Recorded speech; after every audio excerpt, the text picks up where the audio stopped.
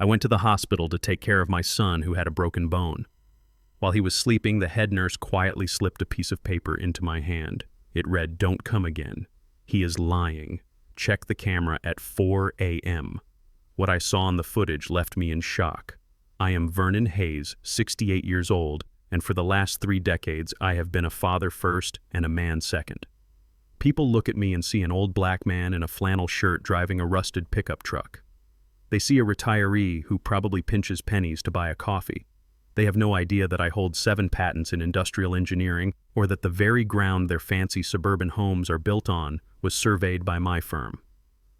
I learned a long time ago that silence is power, and moving in the shadows gives you a vantage point that loud people never get. But today my silence was not a strategy. It was a necessity to survive the heartbreak of seeing my only son broken. Before I continue this story, let me know where you are watching from in the comments below. Hit like and subscribe if you have ever had to fight a war to save a family member who didn't even know they were a hostage. The smell of the hospital hit me the moment the elevator doors opened on the 3rd floor. It was that distinct mix of antiseptic floor wax and human misery. My chest was tight. My son Trey is 32 years old. He is a grown man, an architect, a father himself. He is 6 feet tall with broad shoulders, the kind of man who shouldn't be fragile. Yet when I got the call from his wife Skylar saying he had fallen down the stairs, my stomach turned over. Trey has the balance of a cat. He played varsity basketball. He doesn't just fall. I walked down the corridor counting the room numbers. 302, 303, 304. I reached for the handle, but before I could even touch the metal, the door swung open. Skylar was standing there. She is 28 with blonde hair that always looks perfect and blue eyes that can switch from innocent to icy in a blink. To the outside world, she looks like a porcelain doll. To me, she has always looked like a shark in a sundress. "Vernon," she whispered, her voice dripping with a sweetness that made my skin crawl. "You really didn't have to come. I told you on the phone he is resting. The doctor said he needs absolute quiet." I looked past her shoulder. The room was dim, but I could see the outline of my son on the bed. His leg was suspended in a traction sling. His face was a map of purple and yellow bruises. "Get out of my way, Skylar," I said, keeping my voice low. "I am seeing my son." She hesitated for a second, her smile faltering just enough to show the annoyance underneath, but she stepped aside. I walked in. The air in the room felt heavy, suffocating. I pulled the plastic chair closer to the bed. The screech of the chair legs against the linoleum floor made Trey jump. He flinched. Actually flinched. "Hey, son," I said softly. Trey opened his eyes. They were red-rimmed and glassy. When he saw me, there wasn't relief. There was fear. He didn't look at me. His eyes darted immediately to Skylar, who had positioned herself right at the foot of the bed, her hands clasped together like a grieving saint. "Hey, Dad," Trey croaked. His voice was dry, cracked. "What happened, Trey?" I asked. I leaned in close. I needed him to look at me. "Tell me exactly what happened." "Skylar said you fell down the stairs." Trey swallowed hard. I saw his Adam's apple bob. He looked at the ceiling. Yeah, I was carrying the laundry basket down. I missed a step. It was stupid. I tumbled. I looked at his injuries. I am an engineer, retired or not.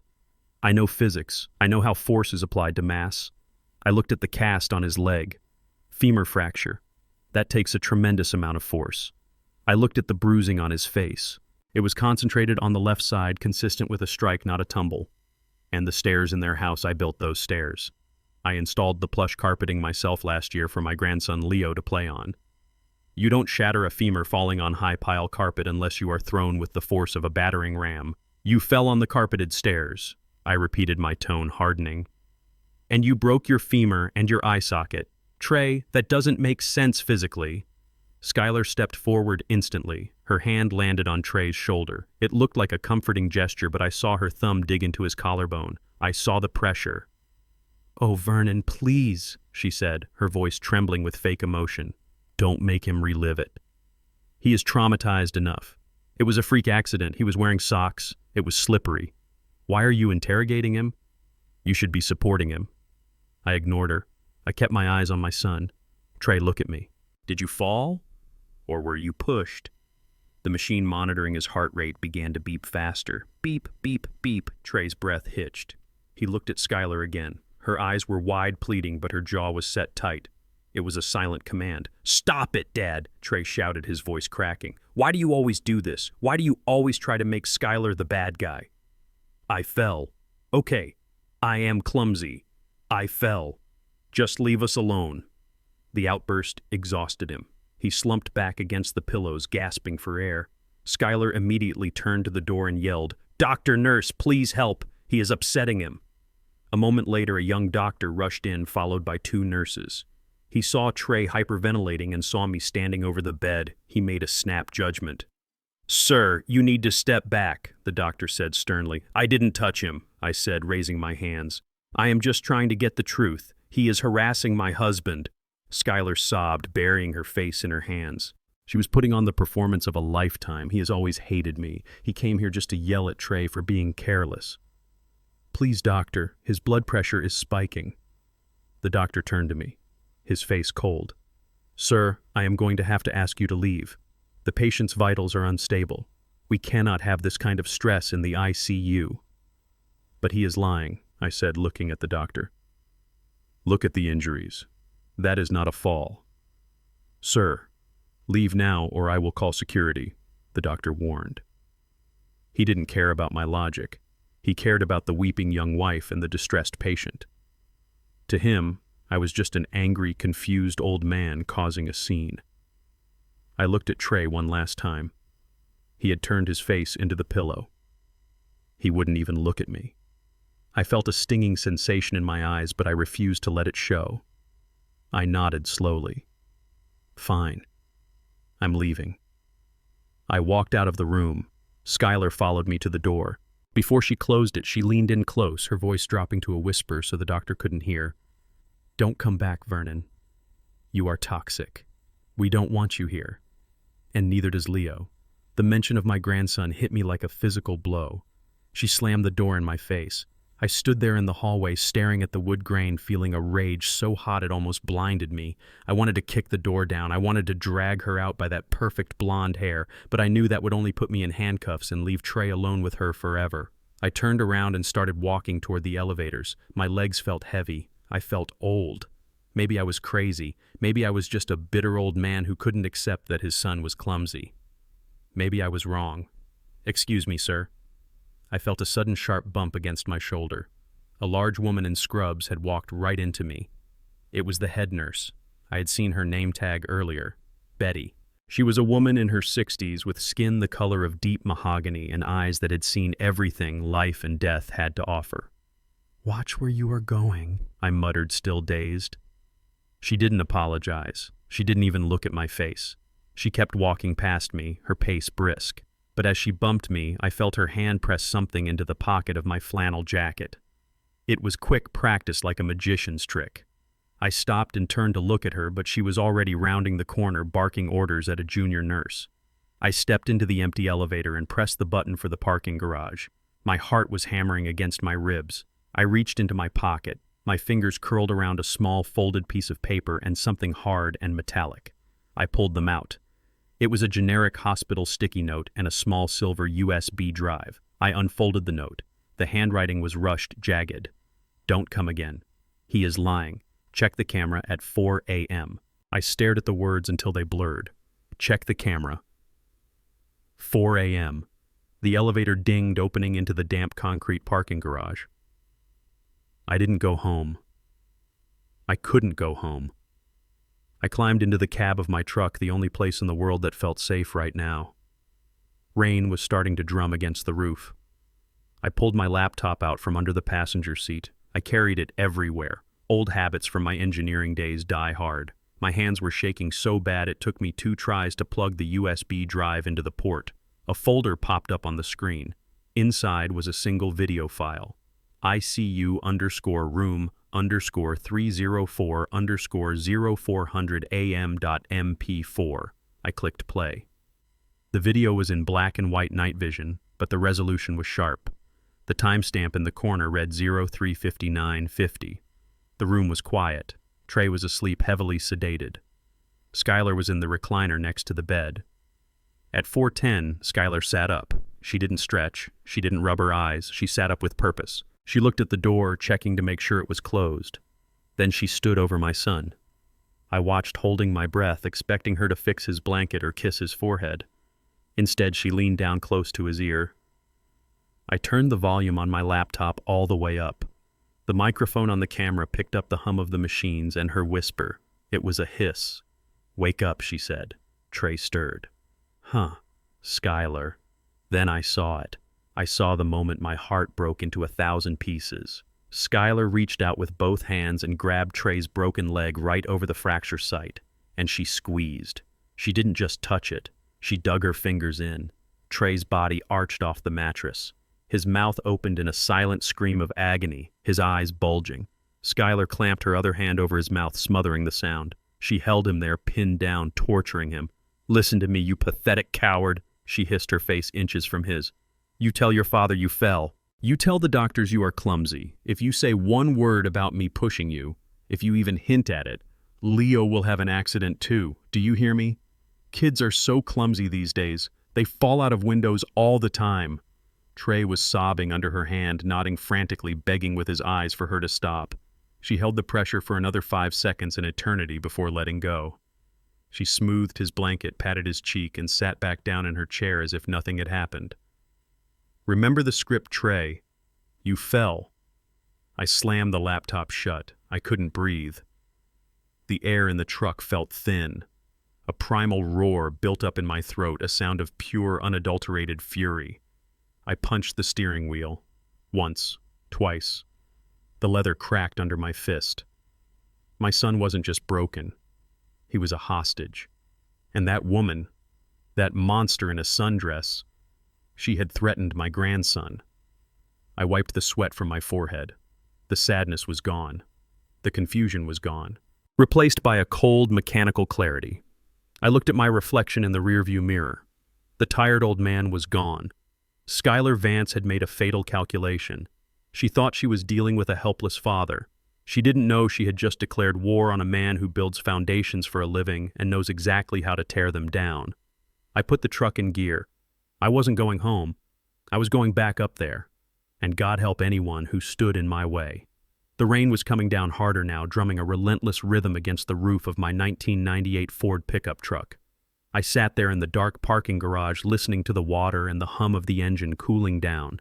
To anyone walking by, I was just another old man in a beat-up truck, probably waiting for a shift change or saving money on parking fees. That is exactly how I like it. This truck, with its rusted wheel wells and torn upholstery, is my camouflage. It is invisible, just like me. My son Trey used to hate this truck. He would beg me to buy something newer, something that reflected the fact that his father was the lead engineer on the city's largest bridge project. But I told him that wealth shouts, but power whispers. Right now, I didn't feel powerful. I felt paralyzed. The silver USB drive felt heavy in my hand, hotter than it should be.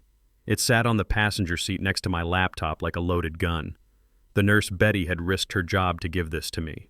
She saw something I was too blind or too scared to see.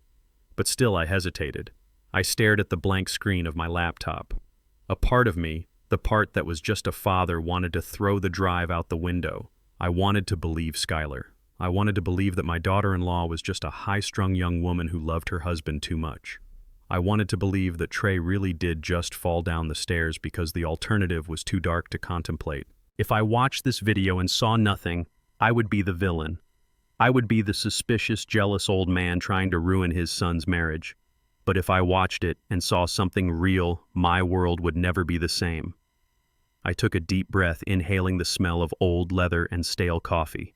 I am a man of science. I deal in facts, not feelings. The data was right there. Avoiding it was cowardice. I opened the laptop.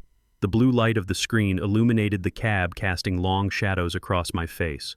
My fingers trembled slightly as I plugged the drive into the port. The computer chimed.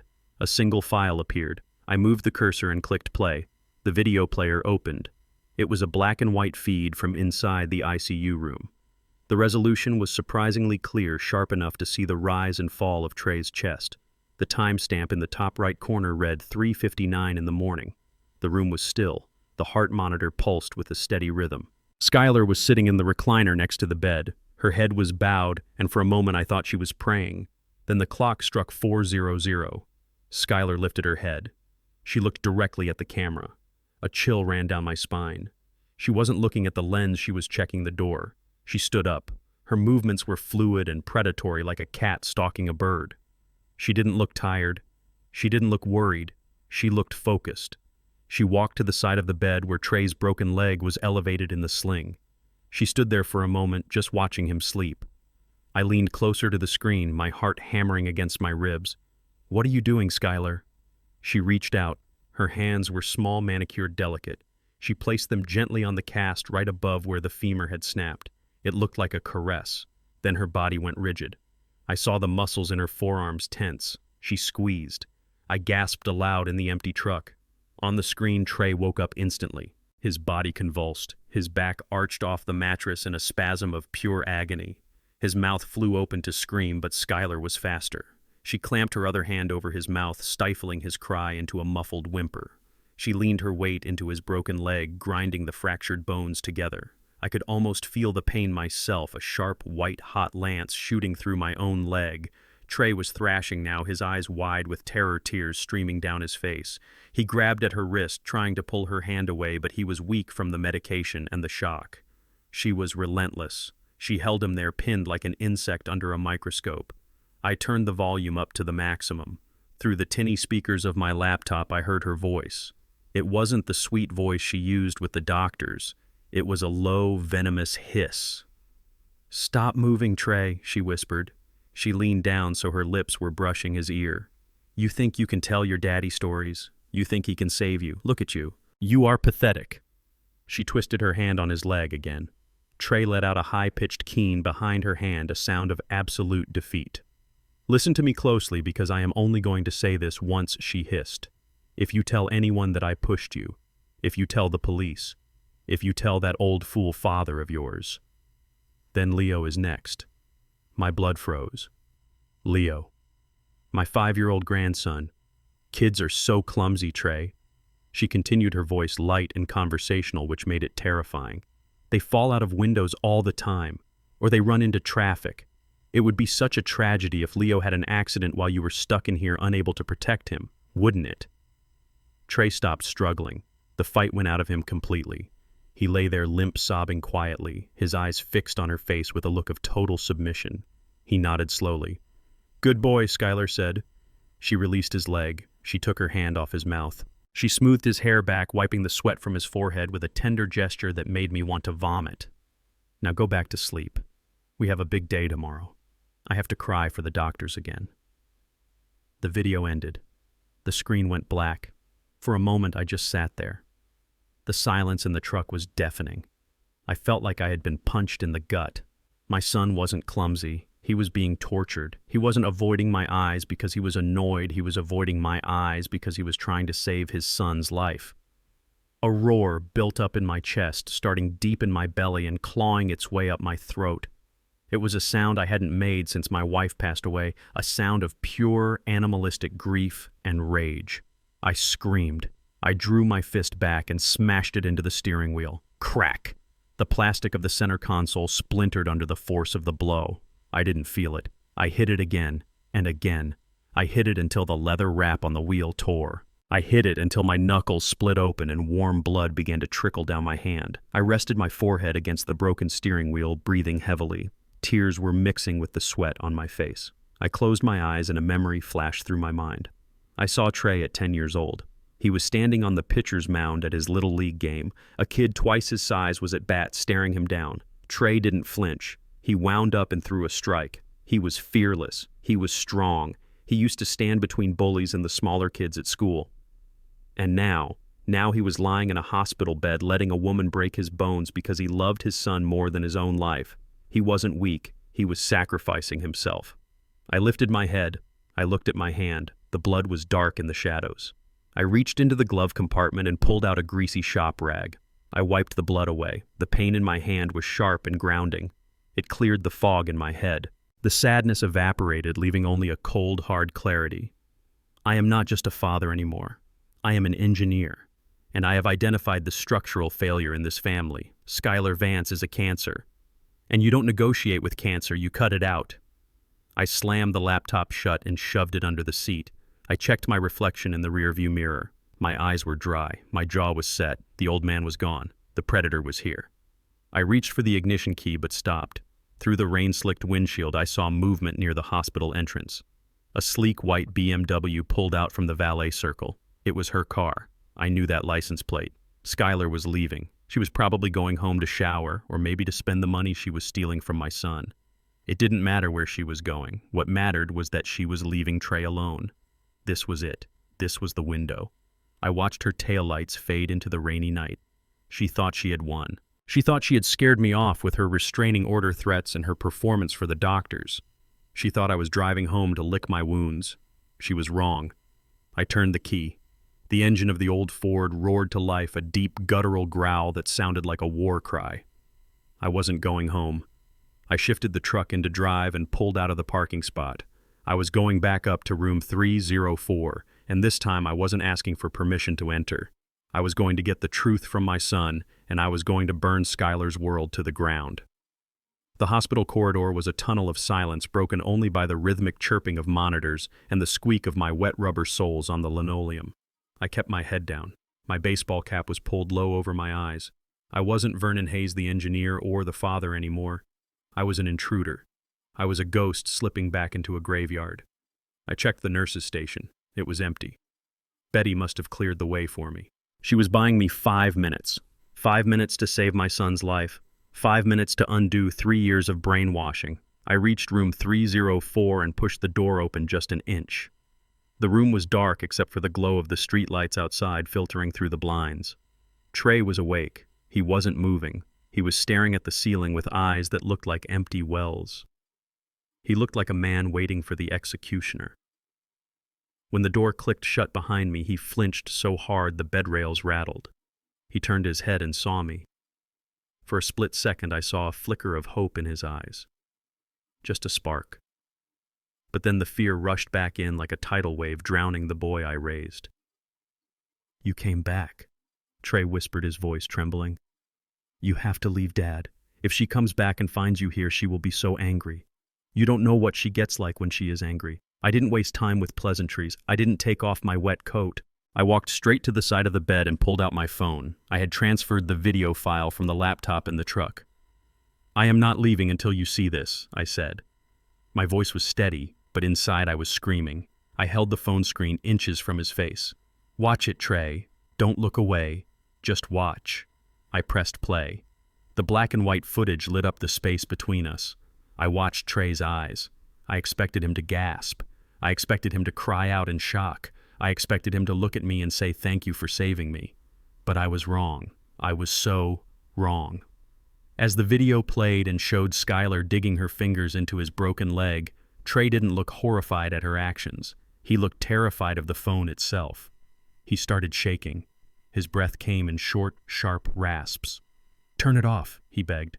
"Dad, stop it. Turn it off right now." I held it firmer. "No. Look at what she is doing to you. Look at her face, Trey. That isn't love.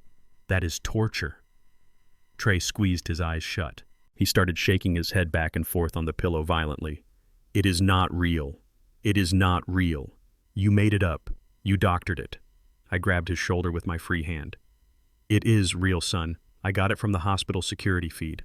She is threatening to hurt Leo. She is threatening your son." At the mention of Leo, Trey's eyes snapped open. But they weren't filled with clarity. They were filled with a wild, frantic panic. He suddenly lashed out. He swung his arm up and knocked the phone out of my hand. It skittered across the floor and slid under the radiator. "Get out!" he screamed. His voice wasn't weak anymore. It was shrill, desperate. "You are trying to ruin everything. You have always tried to ruin us." I stood there stunned. My hand was still raised in the air where he had struck it. "Trey," I whispered. "What are you saying?" "I am saying you are a liar," Trey spat the words out. "Skylar told me you would do this. She told me you would try to manufacture evidence. She told me you would try to split us up because you can't stand seeing us happy.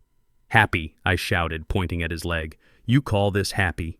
You are lying in a hospital bed with a shattered femur and a black eye. She put you here. She didn't put me here.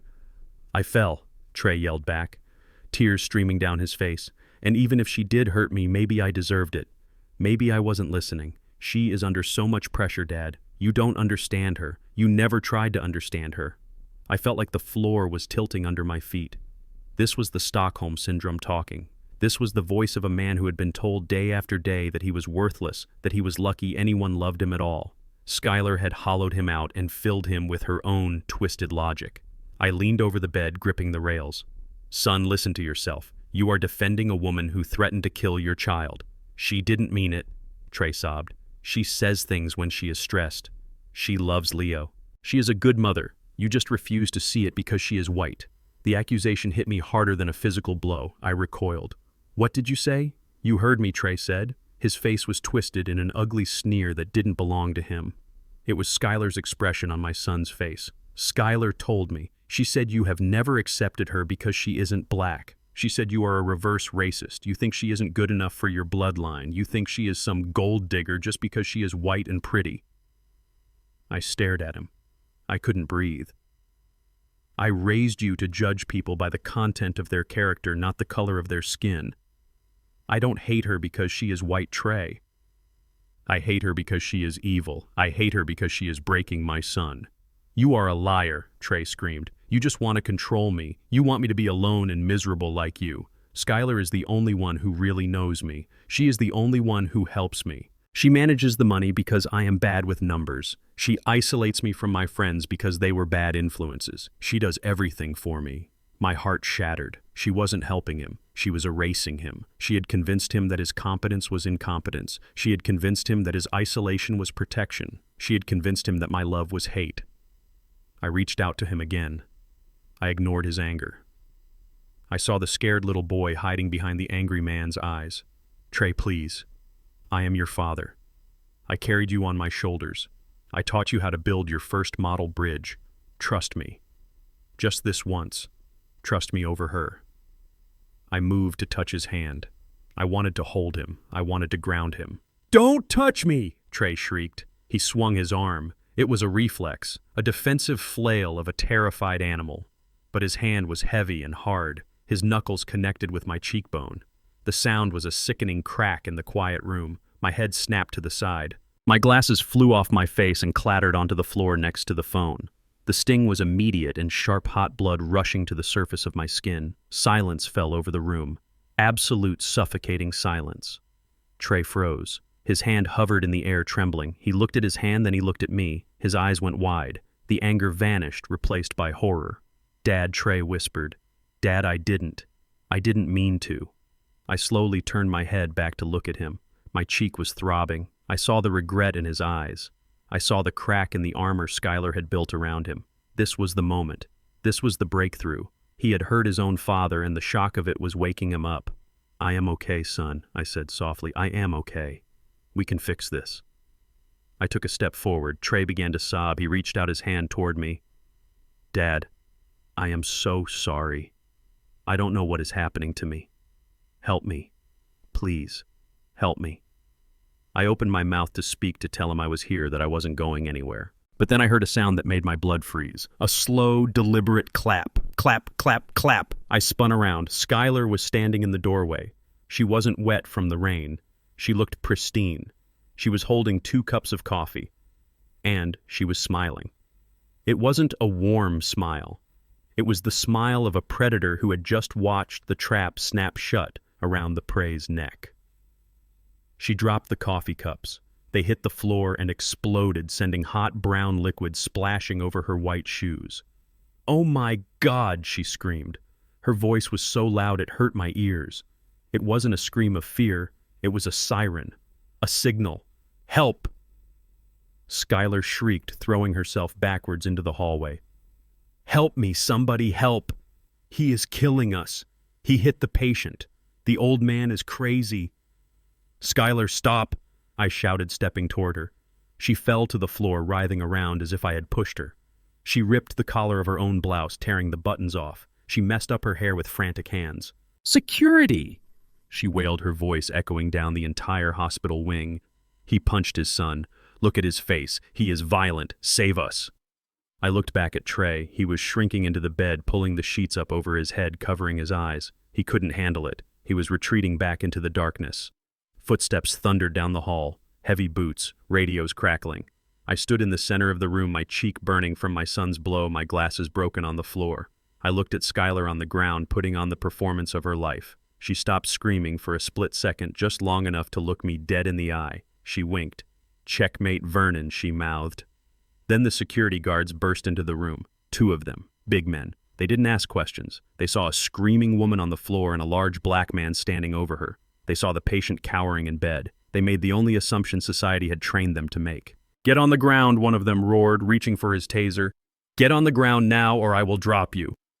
I raised my hands slowly. I didn't fight. I didn't argue. I looked at the bed one last time. "I will come back for you, Trey," I said, my voice calm amidst the chaos. "I promise." Then I was slammed against the wall. The cold handcuffs clicked around my wrists. As they dragged me out past Skylar, she was sobbing into the arms of a nurse, but over the nurse's shoulder I saw her lips curve into that same terrifying, triumphant smile. The game had just begun. The security guard slammed me against the wall. The air left my lungs in a sharp whoosh. I felt the cold plaster against my cheek.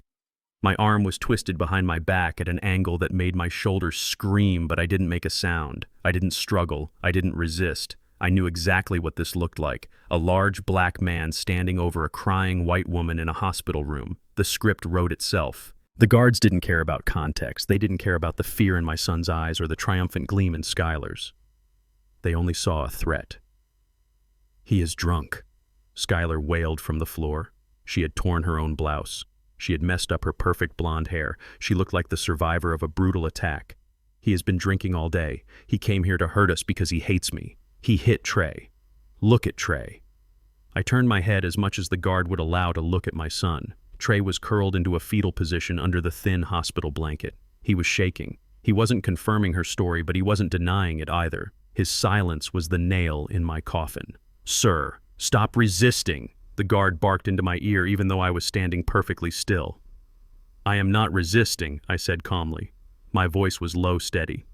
"I am a retired engineer. I have no weapons. I am complying." Skylar sobbed louder. "He is lying. He is violent. Please just get him out of here before he hurts my husband again." The second guard helped Skylar to her feet. She leaned into him, playing the fragile victim perfectly. She looked at me over the guard's shoulder. Her tears were flowing, but her eyes were dry of emotion. They were cold, calculating blue steel. "Get him out of here," the doctor ordered, rushing back into the room. "I am calling the police if he isn't off the premises in 2 minutes." "I don't need the police," I said, straightening my jacket as the guard finally released my arm. "I am leaving." I looked at Skylar one last time. I didn't glare. I didn't shout. I looked at her with the cold precision of a man who had just surveyed a demolition site. I wanted her to know that she hadn't won. She had just started a war she wasn't qualified to fight. I walked out of the room, flanked by the guards. I walked with my head high. The nurses at the station stared at me, whispering behind their hands. I saw Betty, the head nurse, standing by the medication cart. She didn't look at me, but she gave a barely perceptible nod. She knew. She had seen the show. I drove home in silence. The rain had stopped, but the world felt grayer than before. I didn't sleep that night. I sat in my armchair in the dark, staring at the empty fireplace, waiting for the other shoe to drop. I knew Skylar. I knew she wouldn't stop at a scene in a hospital. She needed to bury me. She needed to make sure I couldn't save Trey. The knock came at 8 in the morning. It wasn't a polite knock. It was the heavy, authoritative pounding of law enforcement. I opened the door. 2 deputies stood on my porch. One had his hand resting casually near his holster. The other held a sheaf of papers. "Vernon Hayes," the deputy asked. "I am Vernon Hayes. You are being served," the deputy said, thrusting the papers at me. "This is a temporary restraining order issued by the family court. You are hereby ordered to stay 100 yards away from Trey Hayes, Skylar Vance, and Leo Hayes. You are strictly prohibited from contacting them by phone, email, or third party." I took the papers. They felt heavy in my hand like a brick. "On what grounds?" I asked. My voice was raspy from lack of sleep. The deputy looked at me with a mixture of boredom and disdain. Domestic violence, harassment, and endangerment of a vulnerable adult. The petitioner alleges you struck the victim in the face while he was hospitalized. I didn't strike him, I said. It was an accident. He was tell it to the judge. The deputy cut me off, turning around to walk back to his cruiser. The hearing is in 3 days. If you violate this order before then, you will be arrested. Have a nice day, Mr. Hayes. I closed the door. I walked into the kitchen and laid the papers on the table next to my half-eaten toast. The bold letters at the top mocked me. Order of protection. I looked around my house. This was a house I had built with my own hands. On the mantel were photos of Trey. Trey graduating kindergarten with a gap-toothed smile. Trey winning the science fair. Trey holding his newborn son Leo. In every picture I was there, standing just behind him, my hand on his shoulder, promising to protect him. And now a piece of paper signed by a judge who had never met me said I was the danger. I sank into a chair. A bitter laugh escaped my lips. This was America. Skylar knew exactly how to play the game. She knew that a white woman's tears were the most powerful weapon in the legal arsenal, especially when aimed at a black man. She had weaponized the system. She had turned the law, which I respected all my life, into a shield for her abuse. She had taken my son. She had taken my grandson. And now she had taken my good name. I felt a surge of despair so deep it almost drowned me. I wanted to give up. I wanted to sell the house, move to an island, and forget I ever had a family. It would be easier. It would be safer. Then I looked at the photo of Leo again. He has my eyes. He has Trey's smile. Skylar had threatened him. She had said he would have an accident. I couldn't give up. Not for me. For him. I reached for the phone. I dialed a number I hadn't called in 5 years. The voice on the other end was gravelly and familiar. "Vernon," the voice said. "I was wondering when you would call. I heard about the hospital. Bad news travels fast in this town. I need you, Marshall," I said. "Meet me in an hour," the voice replied. "Not at the office. The diner on 4th. And Vernon, bring the papers." Marshall was sitting in the back booth of the dusty diner when I arrived. He was a small man, a Jewish lawyer with wild white hair and a suit that looked like he had slept in it. But I knew better. Marshall was a shark. We had worked together when I was fighting patent trolls in the 90s. He didn't care about appearances. He cared about winning. He didn't say hello. He just pointed to the seat opposite him. I slid in.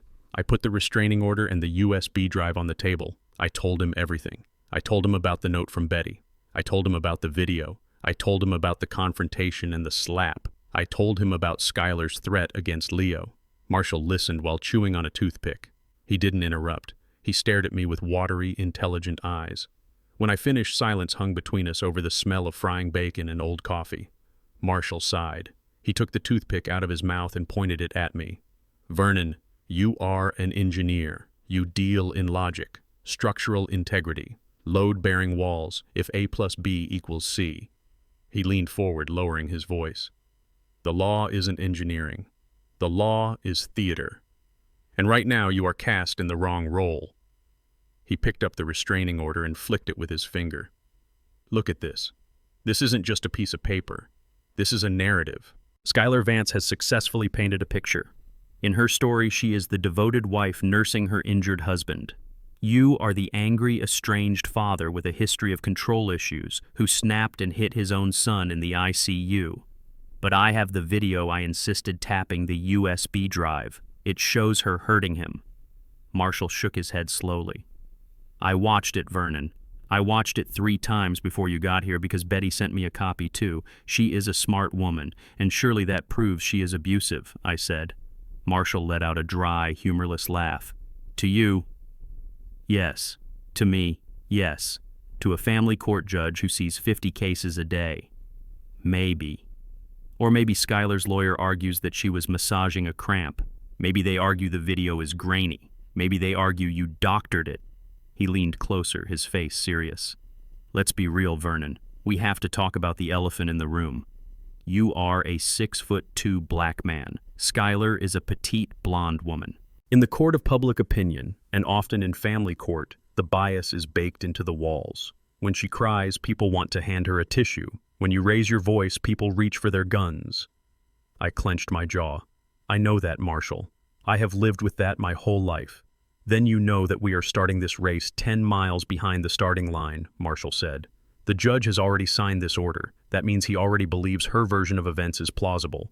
If we walk into court on Tuesday and just shout that she is a liar, we lose. We lose access to Trey forever. And worse, we lose Leo. So what do we do? I asked, slamming my hand on the table. Do I just let her kill my son slowly? Marshall grabbed my wrist. His grip was surprisingly strong. No, he said. We don't let her do anything, but we don't fight her with anger. We fight her with mud. We need to get dirty Vernon. We need to find out who Skylar Vance really is. He pulled a manila folder from his briefcase and slid it across the table. I made some calls this morning. Skylar Vance didn't exist 5 years ago. She popped up in Arizona with a new social security number and a very expensive nose job. Before that, the trail goes cold. I opened the folder. It was thin, just a few printouts. We need a private investigator, Marshall continued. A good one. We need to find the skeletons in her closet because a woman who knows how to break a femur without leaving a bruise didn't learn that in Sunday school. She has done this before, and we need to find the bodies she left behind. I looked at Marshall. For the first time in 24 hours, I felt a flicker of hope. It wasn't the warm, fuzzy kind of hope. It was the cold steel hope of a weapon being loaded. Find him, I said, closing the folder. I don't care what it costs. Dig up every grave she ever stood over. Marshall nodded and signaled the waitress for more coffee. We will, Vernon, but listen to me carefully. Until we have ironclad proof something so undeniable that even a biased judge can't ignore it, you have to follow this restraining order. You cannot go near that hospital. You cannot call Trey. You have to be invisible. I have to abandon him, I said bitterly. No, Marshall corrected. You have to wait in the tall grass. There is a difference. Let her get comfortable. Let her think she won. Let her get sloppy. Arrogance is the fatal flaw of narcissists, Vernon. She thinks she broke you. She has no idea she just freed up your schedule to hunt her down. I looked out the window of the diner. The sun was trying to break through the clouds. I thought of Trey lying in that bed, terrified and alone. I thought of Leo somewhere in that big house with a monster. I will wait, I whispered. But when I strike Marshall, I am not going to leave anything standing. Marshall smiled a grim, shark-like smile. That is why I took the case, Vernon. Now drink your coffee. We have work to do. The house was too quiet. For 3 days, I had lived like a prisoner in my own home. The restraining order sat on my kitchen counter like a loaded gun. Every time I walked past it, I felt a fresh wave of humiliation. I couldn't call my son. I couldn't visit my grandson. I was a ghost in their lives, haunting the edges but unable to touch them. I spent my hours pacing the floorboards I had laid myself years ago, staring at the phone and willing it to ring. I needed Marshall. I needed a lifeline. When the call finally came, it was late. The sun had already dipped below the horizon, casting long shadows across my living room. I snatched the phone up on the first ring. Come to the office, Marshall said. His voice was tight-clipped. We have something. I didn't ask questions. I grabbed my keys and drove into the city. The streets were slick with rain, reflecting the neon signs of storefronts. It felt like the whole world was crying, and I was just trying to keep my head above water. Marshall's office was in an old brick building downtown, the kind with creaky elevators and frosted glass doors. When I walked in, Marshall was sitting behind his desk surrounded by stacks of paper. But it was the look on his face that stopped me cold. He didn't look like a lawyer who had found a loophole. He looked like a man who had seen a ghost. Sit down, Vernon Marshall said, pointing to the leather chair opposite him. I sat. My heart was hammering against my ribs. What is it, Marshall? Did you find her past? Marshall didn't speak. He slid a thick manila folder across the mahogany desk. It hit the wood with a heavy thud. I opened it. The first page wasn't a legal document. It was a photograph, a mugshot. The woman in the picture had dark hair, not blonde. Her nose was slightly different, a little wider at the bridge. But the eyes were the same. Those cold, calculating blue eyes that had stared at me in the hospital room. Who is this? I asked, my finger tracing the face in the photo. That Marshall said, leaning back in his chair, is Sarah Jenkins. I looked up at him confused. Who is Sarah Jenkins? That is your daughter-in-law, Marshall replied. Skylar Vance does not exist, Vernon. She is a fabrication, a ghost created 3 years ago in Arizona. But Sarah Jenkins. Sarah has a history, and it is a history written in blood. I felt a chill run down my spine that had nothing to do with the drafty office. I turned the page. It was a copy of a death certificate from the state of Texas, dated 2 years ago. Name of deceased, Arthur Penhaligon, age 72. Cause of death, blunt force trauma, accidental fall. I looked at Marshall. My mouth felt dry. Accidental fall. Marshall nodded slowly. Arthur was a wealthy man, Vernon. Oil money. He met Sarah at a gala in Houston. They were married 6 months later. He was lonely. She was beautiful and attentive. Does that sound familiar? It sounds exactly like Trey, I whispered. Marshall leaned forward, his elbows resting on the desk. 2 months after the wedding, Arthur fell down the stairs of his mansion. He broke his neck. The police investigated, but there were no witnesses. Sarah was the only one home. She told the investigators that Arthur was clumsy, that he had been drinking. She cried. She played the grieving widow perfectly. The coroner ruled it an accident. And the money, I asked, knowing the answer before he said it. She inherited everything, Marshall said. $2 million in liquid assets plus the estate. She sold the house within a week of the funeral. $2 million, I repeated. That is a lot of money. Where did it go? Why is she after Trey's money if she has millions? Marshall flipped to the next section of the file. It was a spreadsheet filled with numbers and dates. Because Sarah Jenkins has a vice, Vernon, a very expensive vice. She is addicted to high-stakes online gambling, crypto casinos, unregulated offshore poker sites. She blew through Arthur's fortune in 18 months. She lost $50,000 a hand some nights. By the time she met Trey, she wasn't just broke. She was in debt to some very dangerous people. I stared at the numbers. They were staggering. She wasn't just a gold digger. She was a desperate addict. And desperate addicts are dangerous. They don't have limits. She isn't loving Trey, I said, my voice trembling with rage. She is harvesting him. Exactly, Marshall said. Trey is her new bankroll, and the insurance policy on Trey's life, the one you set up for him years ago. It is worth $500,000, I said. Marshall nodded grimly. If Trey dies from an accident, she gets that payout, plus whatever equity is in the house, plus whatever she can siphon from Leo's trust if she gets guardianship. Vernon, you aren't dealing with a bad wife. You are dealing with the Black Widow. She killed Arthur, and now she is breaking Trey down piece by piece, preparing him for his own accident. I slammed the folder shut.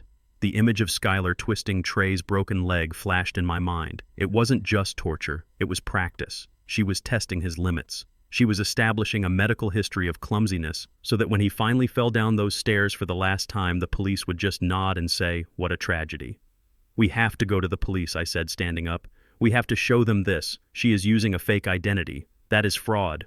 It is not that simple, Marshall said, raising a hand to stop me. She changed her name legally. We checked. It was a rushed job in a county clerk's office in Nevada, but it is legal. Being a widow who lost money gambling isn't a crime. We can't prove she pushed Arthur. The Texas police closed that case. If we go to the authorities now with just this, she will claim we are digging up her tragic past to smear her. She will say she changed her name to escape the grief. She will spin it, Vernon. She is a master spinner. So what do we do, I demanded. Do we just wait for my son to die? No. Marshall set his eyes hard. We use this. We know her weakness now. She is desperate for money. That means she is prone to making mistakes. We need to catch her in the act of something undeniable. We need to catch her admitting to the fraud or the abuse on tape. And we need to protect Leo. If she feels cornered, she might use the boy as leverage. I left Marshall's office feeling heavier than when I arrived. The knowledge was a burden. My son was sleeping next to a murderer, a woman who had watched a man die at the bottom of a staircase and then went shopping with his money. I walked to my truck, the city sounds muffled by the blood pounding in my ears. I unlocked the door and climbed in. As I reached for the ignition, my phone buzzed in my pocket. It wasn't a call, it was a text message. The number was blocked. Unknown caller. I opened the message. The screen glowed bright in the dark cab. I know you are digging, Vernon. I have friends in low places too. Stop looking into things that don't concern you. People who ask too many questions tend to have bad luck. It would be a shame if little Leo had an accident at the playground. Slides can be so slippery this time of year, just like stairs. I stared at the words. My breath caught in my throat. She knew. She knew I had hired an investigator. She was watching me just as closely as I was watching her, and she had just crossed the final line. Threatening me was one thing. Threatening Trey was another. But threatening Leo, my innocent 5-year-old grandson. I gripped the phone so tight I thought the screen would crack. Fear was gone, replaced by a cold, deadly resolve, a calm that only comes when you realize there is no turning back. You want a war. Sarah Jenkins, I whispered to the empty truck using her real name for the first time.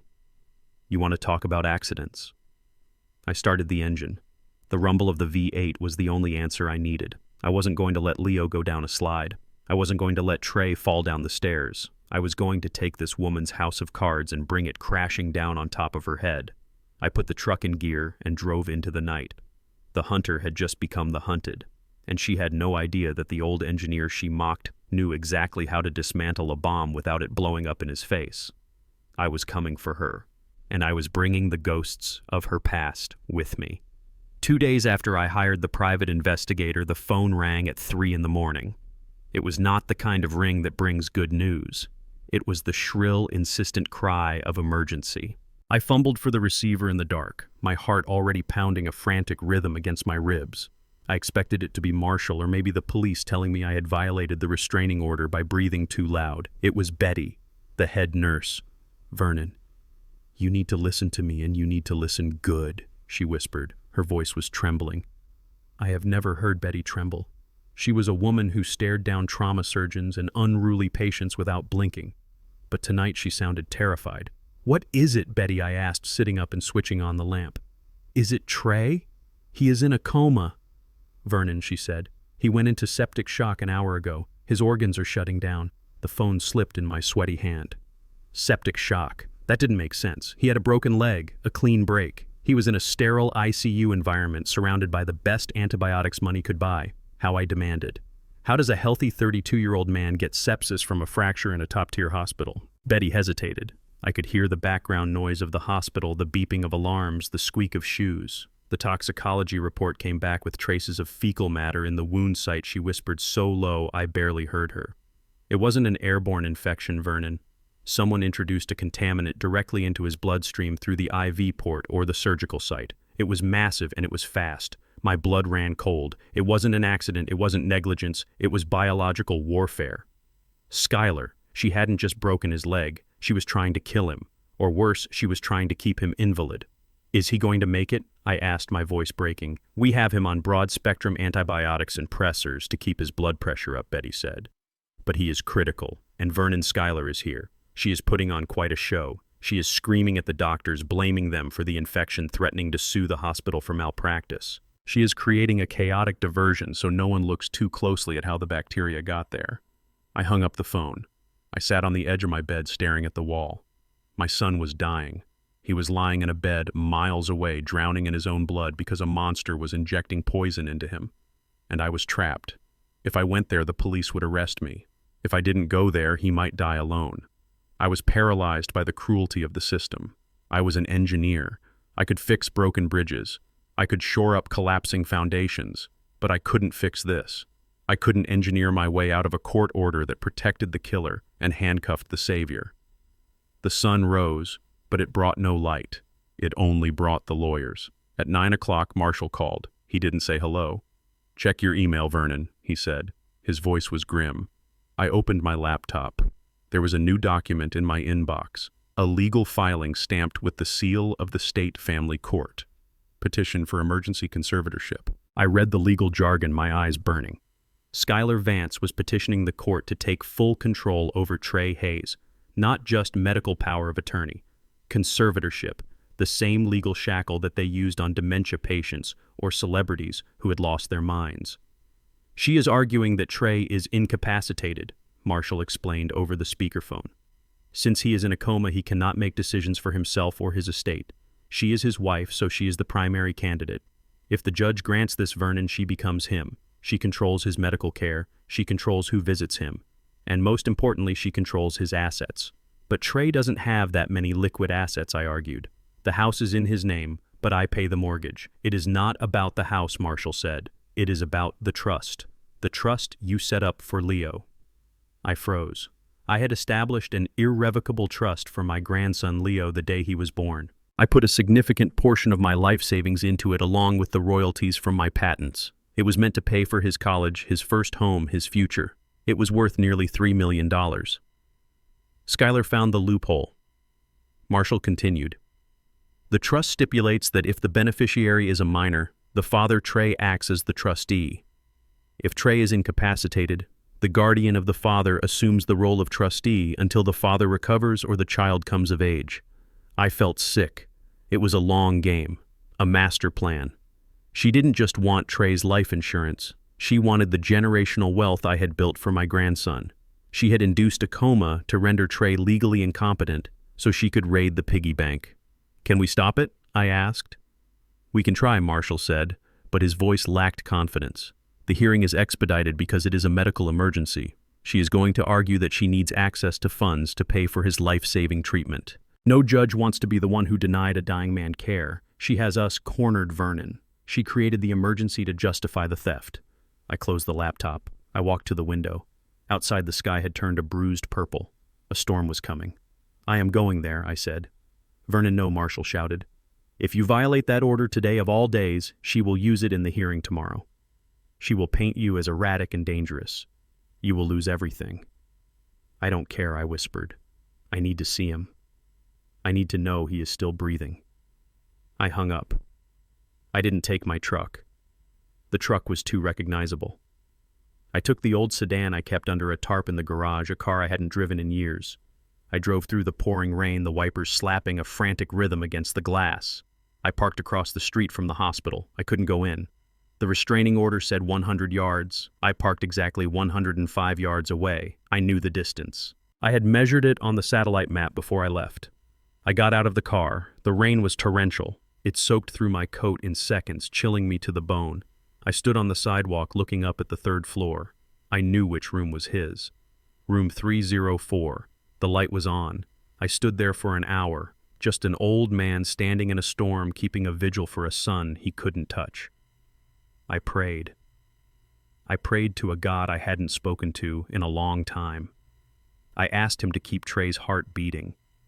I asked him to give me the strength not to storm that building and strangle her with my bare hands. Then I saw movement in the window. The blinds parted. A figure appeared. It was Skylar. She was wearing a hospital gown over her clothes, probably to protect herself from the fluids or maybe to look like she had been sleeping by his side. She looked out into the darkness. I don't know if she could see me. I was standing in the shadows under a street lamp that had flickered out, but she knew. She knew I would be there. She knew I wouldn't leave him. She pressed her hand against the glass, then she raised it. She waved. It wasn't a friendly wave. It was a slow, deliberate motion of her fingers. A taunt, a victory lap. She was standing over my comatose son, safe in her tower of lies, protected by the very laws I had followed all my life, and she was mocking me. She knew she had won the round. She had the coma. She had the petition. She had the police on her side. She was telling me that I could stand in the rain all I wanted, but she was the one holding the keys to the kingdom. I stared at her. Rain dripped from my nose and chin, mixing with the tears I refused to wipe away. I didn't wave back. I didn't scream. I just etched that image into my mind. The blonde woman in the window waving while my son fought for every breath. I will not forget this, Skylar, I whispered to the wind. You think you are waving at a defeated man, but you are waving at the storm that is coming for you.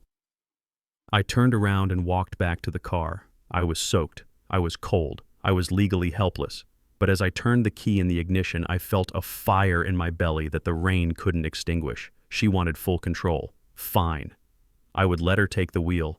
I would let her think she was driving the car. She didn't know that I was the one who built the road, and I knew exactly where the cliff was. I drove home. I didn't dry off. I went straight to the basement. I pulled out my old schematics. I pulled out my soldering iron. If the law wouldn't help me, I would have to use the only weapon I had left, my mind. Betty had said Skylar was creating a diversion.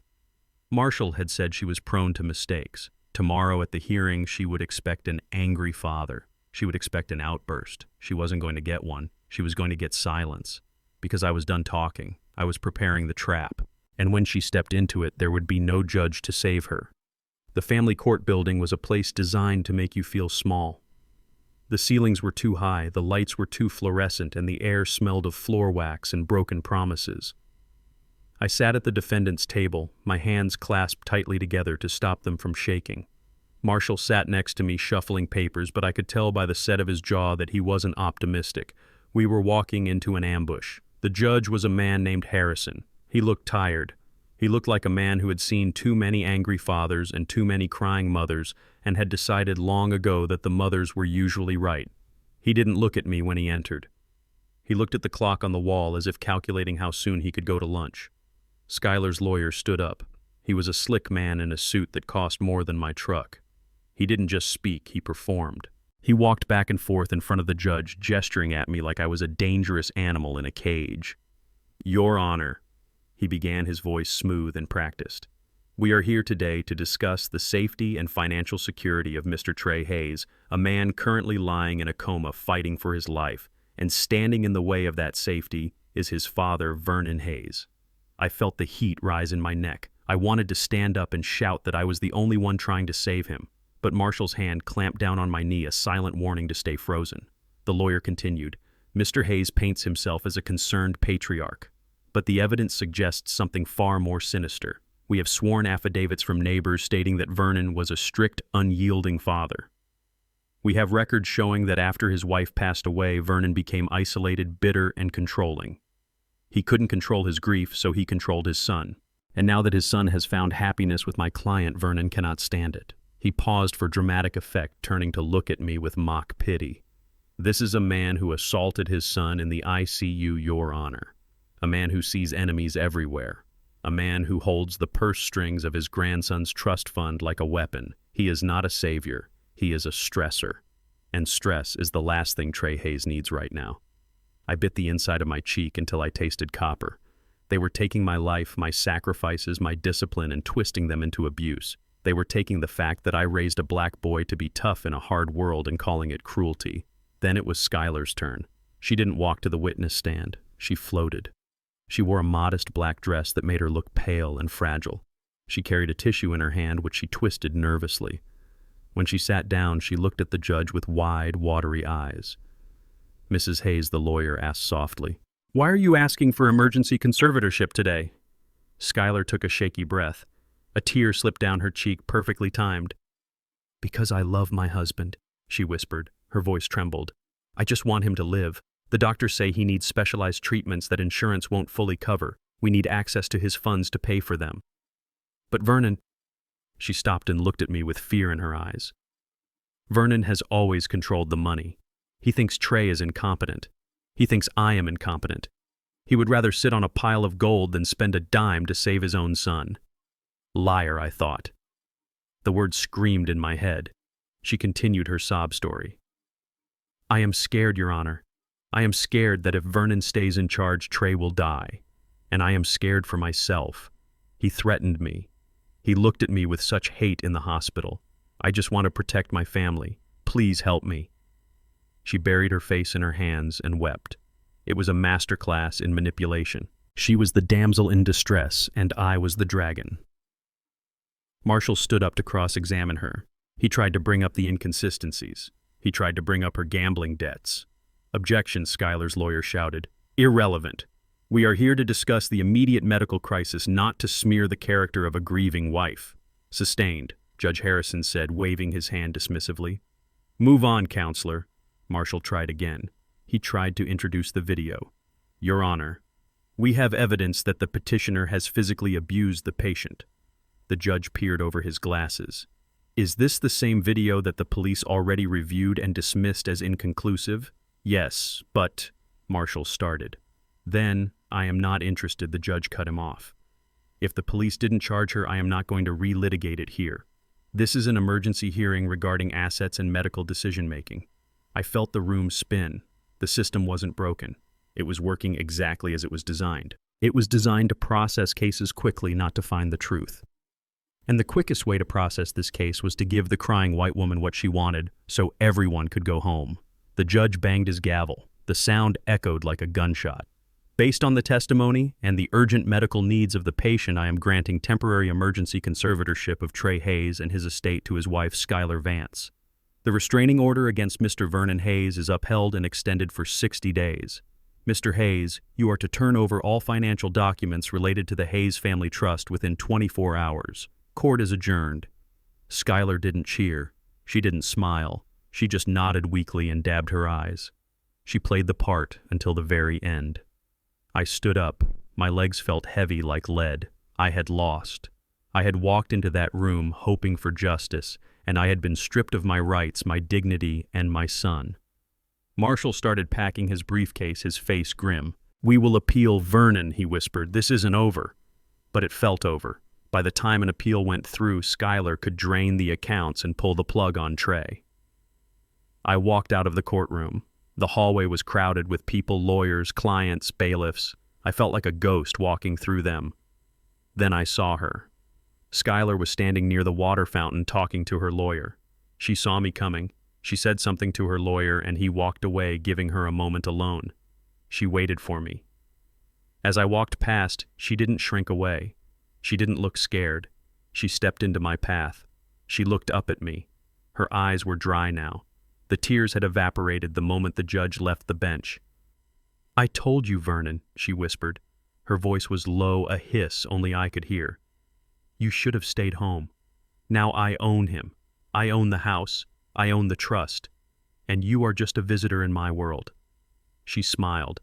It was the same smile she gave me at the hospital. A smile of pure arrogance. "Go home, old man, before I take your truck too." Something inside me snapped. But it wasn't a snap of rage. It was the sound of a lock clicking into place, the final tumbler falling. I stopped. I turned my body so I was looming over her. I didn't raise my hands. I didn't raise my voice. I leaned down until my face was inches from hers. I let her see the darkness in my eyes. I let her see the engineer who knew how to dismantle mountains. "You made a mistake, Skylar," I said. My voice was a rumble of thunder from a distant storm. She scoffed. "Did I? I think I just won." "You confused silence with defeat," I continued. "You confused patience with weakness. You think you stripped me of my weapons because you took away the law. But you forgot who I am." I took a step closer, forcing her to take a step back. Her smile faltered just a fraction. "I built the foundation this city stands on. I know where the pipes are buried. I know where the weak points are. You just took the keys to the kingdom, but you didn't check to see if the castle was rigged to blow." "Vernon, you are threatening me again," she said, but her voice lacked its usual confidence. "No," I said. "I am promising you. You didn't just win a lawsuit, Skylar. You just woke up a monster, and this monster doesn't care about court orders." I straightened up. I adjusted my jacket. "Enjoy the money while you can. Because I am coming for it, and I am coming for you." I walked away. I didn't look back. I heard her gasp, but I kept walking. I walked out of the courthouse and into the blinding sunlight. I had lost the battle, but the war had just shifted to a new battlefield. A battlefield where lawyers didn't matter. A battlefield where I was the general. I reached into my pocket and pulled out my phone. I dialed Betty. "Is the bear ready?" I asked. "Yes, Vernon," she replied. "Leo is coming to visit tomorrow." "Good," I said. "The Trojan horse is in play." I hung up. Skylar Vance thought she had buried me. She didn't realize she had just buried a seed, and the harvest was going to be bitter. The diner was located 10 miles outside the city limits. It was the kind of place where truckers stopped for pie and coffee at 3 in the morning, and where nobody asked questions. I sat in the back booth facing the door. My hands were wrapped around a mug of black coffee that had gone cold 20 minutes ago. I wasn't there for the food. I was there for a conspiracy. The bell above the door chimed. Betty walked in. She wasn't wearing her scrubs. She was wearing a heavy wool coat and a hat pulled low over her face. She looked nervous. For 30 years, this woman had run an ICU like a military operation, but today she looked like a fugitive. She slid into the booth opposite me and didn't make eye contact until the waitress had dropped off a menu and left. "Did anyone follow you?" I asked, my voice low. Betty shook her head. "No. Skylar is too busy giving interviews to the local news. She is painting herself as the saintly wife keeping a vigil for her comatose husband. She doesn't have time to watch an old nurse." She reached into her purse and pulled out a small envelope. She slid it across the table under the sugar dispenser. "Here is the schedule," Betty whispered. "Skylar brings Leo to the hospital every Tuesday and Thursday afternoon. She times it for when the visiting hours are busiest, so people see her being a good mother. She brings a photographer sometimes. It is sickening, Vernon. She uses that boy like a prop." I took the envelope. My hand brushed hers. Her skin was rough from years of scrubbing up for surgery, but her grip was warm. "How is he?" I asked. "How is Leo?" "He is quiet," Betty said, and her voice cracked. "Too quiet for a 5-year-old. He looks scared, Vernon. He flinches when Skylar raises her hand to fix her hair. She isn't hitting him where people can see, but she is terrorizing that child. I can see it in his eyes. He needs his grandfather." I clenched my jaw so hard my teeth ached. "I can't get to him, Betty. The restraining order is ironclad. If I step foot in that hospital while she is there, the police will arrest me before I can even say hello." "That is why you aren't going to step foot in there," Betty said. She leaned forward, her eyes intense. "You are going to give me something to give to him. Something that Skylar won't suspect. Something that will let you watch over him even when you are miles away." I nodded slowly. The plan was already forming in my mind. It was a dangerous plan. It was illegal. It violated wiretapping laws, privacy laws, and the court order. If I got caught, I would go to federal prison. But I looked at Betty. I looked at the fear in the eyes of a woman who had seen everything, and I knew I had no choice. "I will have it ready by tonight," I said. "Can you get it to him tomorrow?" Betty nodded. "Make it look innocent, Vernon. Skylar checks everything. She is paranoid." I left the diner and drove home through the back roads. The rain had started again, a relentless gray drizzle that matched my mood. When I got home, I didn't go to the kitchen or the bedroom. I went straight to the basement. This was my sanctuary, my laboratory.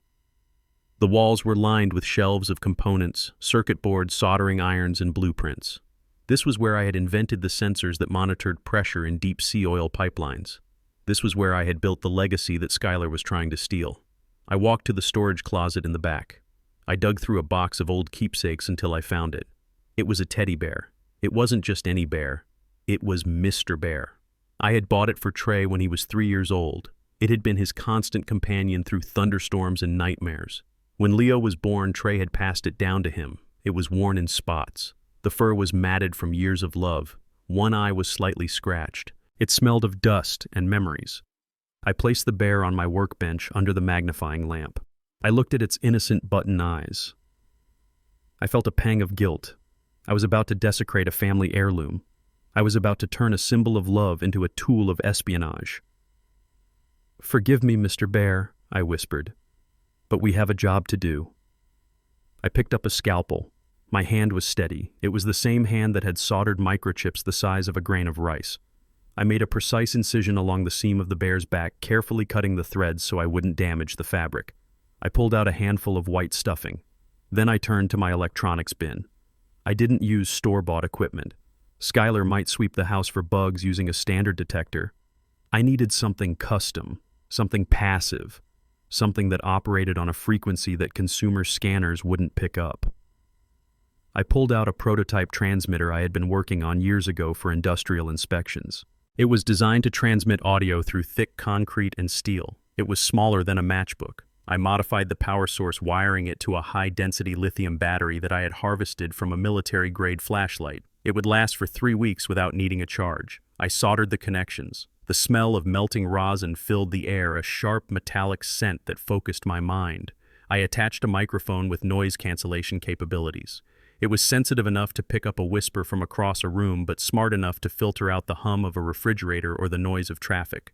I wrapped the entire assembly in a thin layer of rubber foam to prevent it from clicking or feeling hard if Leo hugged the bear too tight. I embedded it deep in the center of the stuffing, right where the bear's heart would be. I packed the stuffing back in, arranging it so the bear felt natural, soft, huggable. Then came the most critical part, the stitching.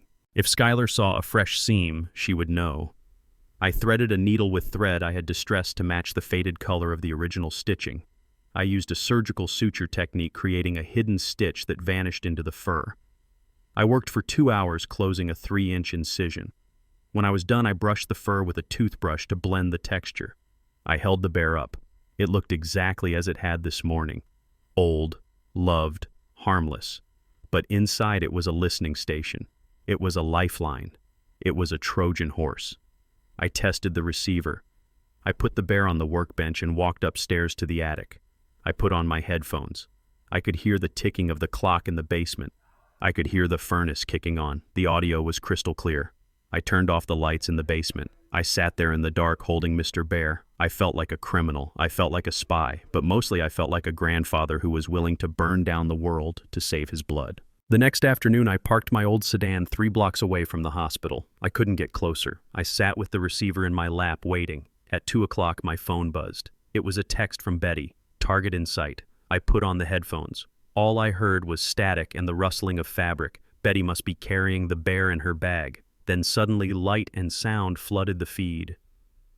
"Oh, look who is here." Betty's voice came through loud and clear. "It is my favorite little man." I held my breath. "Hello," Nurse Schuyler's voice cut in. It was sharp, impatient. "We are in a hurry. The photographer is waiting in the lobby. I just wanted to give Leo something," Betty said quickly. Her voice was smooth, soothing. "I found this in the lost and found box from months ago. I think Trey brought it in during one of his checkups before the accident. I thought Leo might want it for comfort." There was a pause, a terrifying silence. I could hear the rustle of Schuyler's expensive clothes. I could imagine her looking at the old dirty bear with disgust. "You," Schuyler said. "It looks filthy. We don't want that old thing. Leo has plenty of new toys." "Please, Mommy." Leo's small voice spoke up. It sounded so fragile it broke my heart. "It is Mr. Bear. Daddy gave him to me. Please." I gripped the steering wheel. "Please, Schuyler. Have a heart. Just once." "Fine," Schuyler sighed. "But don't blame me if you get germs. Just take it so we can go. Smile for the camera, Leo, and hold the bear down so it doesn't ruin your outfit." I heard the soft thud of the bear being grabbed by small hands, then a muffled sound. Leo was hugging it. He was pressing his face into the fur right where the microphone was. "I miss you," Grandpa, Leo whispered. It was so quiet Schuyler didn't hear it, but I heard it. I closed my eyes, tears streaming down my face. "I am here, Leo," I whispered back to the empty car. "Grandpa is right here." The audio shifted. I heard the click of heels on tile. I heard the distant ding of an elevator. The Trojan horse was inside. Schuyler Vance thought she had built a fortress. She thought she had locked me out. She didn't know that I was now riding in the arms of her hostage, listening to every breath she took. I drove home, but I didn't take the headphones off. I listened as she shoved Leo into the car. I listened as she dropped the act and cursed at the traffic. I listened as she made a phone call to a number I didn't recognize. "Yeah, I got the guardianship," she said into her car's Bluetooth system. "The old man is neutered. I will have the cash transfer authorized by Friday. Get the table ready. I am feeling lucky." I hit the record button on my laptop. "Got you," I whispered. The game had changed. She wasn't fighting a helpless father anymore. She was fighting a surveillance state of one, and the evidence was about to start pouring in. My basement used to be a place of creation. It was where I designed suspension bridges and tested the tensile strength of steel cables. The air down here usually smelled of sawdust and ozone, but tonight it smelled of stale coffee and fear. I sat in the dark, illuminated only by the blue glow of my laptop screen and the blinking red light of the receiver. The headphones were clamped tight over my ears. They were my lifeline. They were the only thread connecting me to the house I built, the house where my enemies were sleeping. I had been listening for 6 hours. My back ached, my eyes were burning, but I didn't dare take the headphones off. The audio feed from the teddy bear was crystal clear. It was a window into hell. For the first 2 hours, I listened to the mundane sounds of a household, the refrigerator humming, the HVAC system kicking on. But then the human sounds started, and they were far worse. I heard Schuyler on the phone. She wasn't calling doctors. She wasn't calling family. She was calling a bookie. "I need more time," she hissed into her phone. Her voice was unrecognizable from the sweet tone she used in court. "Listen to me, Tony. I have the conservatorship. The judge signed it yesterday. The money is coming. I just need to liquidate some assets." I listened as she argued about spreads and vigorish. I listened as she admitted to losing $50,000 on a single football game. She wasn't grieving. She was panicking. She was a rat trapped in a corner, and she was willing to eat her own young to survive. Then I heard Leo. My grandson's voice was small and trembling. "Mommy, I am hungry. Can I have a sandwich?" Skylar didn't hang up the phone. She just screamed. "Get away from me, Leo. Can't you see I am on the phone? Go drink some water. There is peanut butter in the pantry. Figure it out. You are 5 years old, not a baby." I gripped the edge of my desk until my knuckles turned white. My grandson was starving in a house full of food while that woman gambled away his inheritance. I wanted to run up those stairs. I wanted to drive my truck through the front door, but I froze. I looked at the recording software running on my screen. The waveform was capturing every spike in volume, every cruel word. I had to wait. I had to let her dig the hole deeper. Around 8 o'clock, the atmosphere in the house changed. I heard the heavy thud of the front door opening. I heard the wheels of a wheelchair squeaking on the hardwood floors. Trey was home. He had been discharged early, probably because Skylar insisted on it. It was easier to control him at home than in a hospital full of nurses. I heard his breathing. It was wet and ragged. He was still recovering from sepsis. He shouldn't be out of bed, let alone being wheeled around like a prop. "Welcome home, darling," Skylar said. Her voice was mocking. "It is so good to have you back where you belong." "I am tired," Skylar Trey whispered. His voice was so weak it broke my heart. "I just want to sleep. My leg hurts." "We have business to discuss first," Skylar said. I heard the rustle of paper. Thick, heavy paper. I listened intently. I turned up the gain on the microphone. "What is this?" Trey asked. "It is the deed to the house," Skylar said, "and the transfer forms for the trust. Since you are incapacitated, I am handling the finances. But the bank is being difficult. They want your signature to expedite the sale. They say that since you are awake now, the conservatorship has a gray area. So just sign it. Sell the house." Trey asked. His voice rose slightly in panic. "Skylar, we can't sell the house. My dad built this house. Leo grew up here. Where will we go? We are moving to a condo downtown." Skylar lied smoothly. "It will be easier for you. No stairs. Now sign the paper, Trey." "I have a buyer coming tomorrow morning." "No," Trey said. I heard the sound of the paper being pushed away. "I am not signing. You can't sell my dad's house." I held my breath. This was it. The resistance. The silence that followed was terrifying. I could hear the clock ticking on the wall in their living room. Then I heard Skylar laughing. It wasn't a happy laugh. It was a cold, dry sound like dead leaves scraping on pavement. "You think you have a choice?" she asked. "I am your husband," Trey said, trying to sound strong. "I own this house." "You are a cripple," Skylar spat. "You are a junkie. That is what I told the doctors. That is why you have sepsis. I told them you were injecting drugs into your leg to manage the pain. That is why they discharged you so fast. They think you are an addict, Trey. No one will believe you." "You are lying," Trey cried. "Why are you doing this?" "Because I need the money," Skylar screamed.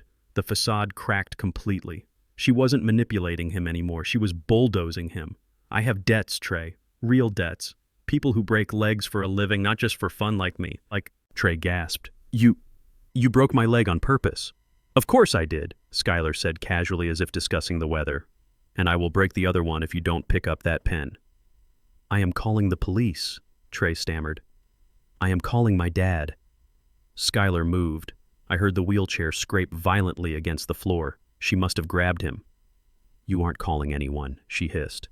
Her voice was right next to the bear now. The audio was peaking, turning red on my screen. "Listen to me, you pathetic little man. You think you know me. You don't know anything. You think Arthur died by accident." My heart stopped. Arthur. Her first husband. Marshall had suspected it, but we had no proof. Arthur fell down the stairs. Skylar continued, her voice dropping to a terrifying whisper. "That is what the police think. But do you want to know the truth, Trey? Do you want to know why he fell?" "No," Trey whimpered. "Please, Skylar, stop." "He was cheap," she shouted. "He wouldn't give me the money. He tried to cut me off. He tried to divorce me, so I pushed him. I looked him right in the eye and I shoved him, and I watched him tumble all the way down, and you know what I felt when his neck snapped? Silence. I felt rich," she whispered. I stared at the screen. My hands were shaking so hard I could barely control the mouse. She had just confessed to murder. It was recorded. It was digital. It was permanent. Now sign the paper, she commanded. Or do you want to end up like Arthur? Do you want Leo to end up like Arthur? Don't touch Leo. Trey screamed, then sign it. I heard a slap, a meaty wet sound of flesh on flesh. Trey cried out. She hit him again, and again. I could hear the blows landing on his bruised face. I could hear him sobbing, begging her to stop. Please, Skylar, I will sign. I will sign. Just stop hitting me. Good boy, she panted. I heard the scratch of a pen on paper. It was the sound of my son signing away his legacy to save his life. I ripped the headphones off my head. I couldn't listen anymore. I threw them onto the desk. I stood up and paced the small basement room like a caged tiger. I was hyperventilating. Every instinct in my body screamed at me to grab my shotgun and go, to storm that house and end her. But I stopped. I forced myself to breathe. I forced the engineer to take over. If I went there now, I would be arrested for violating the restraining order. Skylar would claim self-defense. She would say Trey attacked her and she had to subdue him. She would say the recording was illegal because I wiretapped a private residence without consent. Marshall had warned me about this. In our state, unauthorized recordings were inadmissible in court unless they fell under very specific exceptions. If I played this for the police, they might arrest me for stalking before they arrested her for murder. The recording was leverage, not a silver bullet. I couldn't just hand it over. I needed her to act. I needed her to believe she had won so completely that she would step into the light. I sat back down. My hands were still trembling, but my mind was clear. I saved the audio file. I made 3 backup copies. 1 to the cloud, 1 to a hard drive, 1 to an encrypted server Marshall had set up. I looked at the waveform on the screen. That jagged line was her confession. It was the key to her cell. I picked up the phone and texted Marshall. 3 words. We have it. Then I texted Betty. Is Leo safe? A minute later, Betty replied. She put him to bed. She is drinking wine in the kitchen. She thinks she won. I stared at the screen. Skylar Vance thought she had just intimidated her husband into submission. She thought the signing of that deed was the end of her financial troubles. She didn't know that she had just signed her own death warrant. She had confessed to a capital crime. I leaned back in my chair.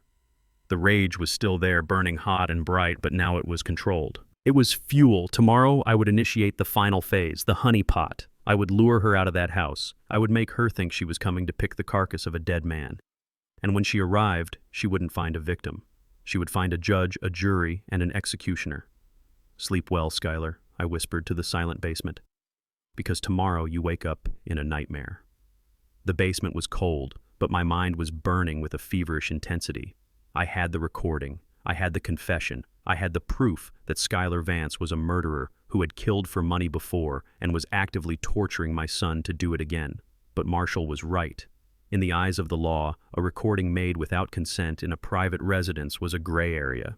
A good defense attorney could argue it was doctored or inadmissible. They could drag this out for years while Skylar drained the accounts and Trey rotted away. We didn't need a gray area. We needed a spotlight. We needed to catch her doing something so undeniable that no amount of crying in court could save her.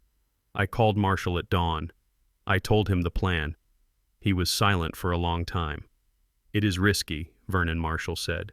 If she realizes it is a setup, she will go underground. She will take the money and disappear, and you might never see Trey or Leo again.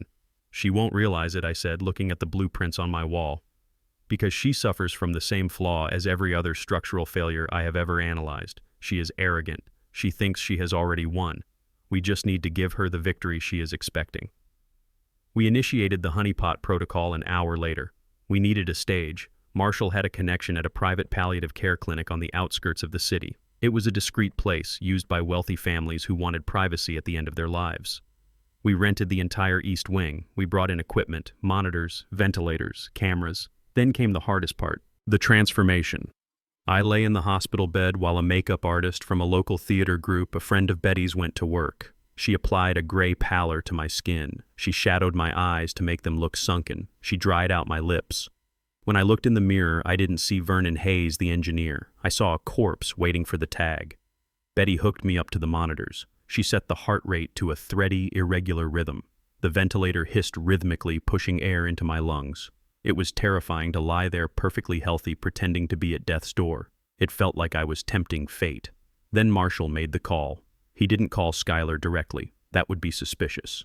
He called the hospital where Trey had been treated. He told them that Vernon Hayes had suffered a massive hemorrhagic stroke brought on by stress. He told them I was brain dead and that life support would be terminated within 24 hours. He knew that Skylar had alerts set up on my medical file. He knew she had contacts in billing who would leak the information to her. We sat in the dim room and waited. The trap was set. The bait was in the water.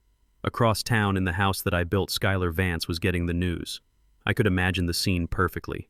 I knew her mind better than she knew it herself. She would be in the kitchen, probably drinking a mimosa, celebrating the deed Trey had signed the night before. Her phone would buzz. She would read the message. Vernon Hayes. Massive stroke. Terminal. She wouldn't cry. Her heart rate wouldn't even jump. Her mind would instantly shift to calculation. She would do the math. If Vernon dies today, she would think. If he dies without a will. I hadn't updated my will in 10 years. She knew that. She had probably snooped through my legal filings. Under state law, if a widower dies intestate, his entire estate passes to his only child, Trey. And who controlled Trey? She did. She had the emergency conservatorship. If I died right now, every penny of my patent royalties, every acre of land I owned, and the control of Leo's trust would flow directly into Trey's accounts. Accounts that she had full legal authority to drain. It was the jackpot. It was the payout she had killed Arthur for, but missed. It was the ultimate victory. But there was a catch. She knew I was a meticulous man. She would worry that in my final moments I might try to sign a deathbed will, or that I might try to transfer assets to a charity just to spite her. She couldn't let that happen. She had to be there. She had to be the grieving daughter-in-law at the bedside, ensuring that the old man took his last breath without changing a thing.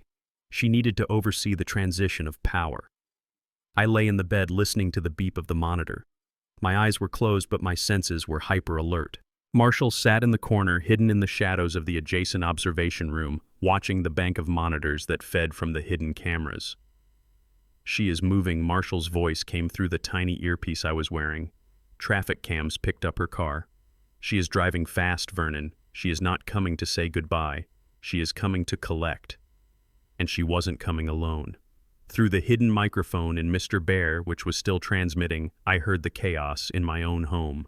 "Get in the chair," Trey Skylar screamed. "I can't," Trey moaned. "My leg hurts too much today. Please let me stay in bed." "You are coming with me," she yelled. "Your father is dying. We have to go perform. Get in the chair or I will kick your leg again." I heard the struggle. I heard the sound of a heavy body being shoved into the wheelchair. I heard Leo crying in the background.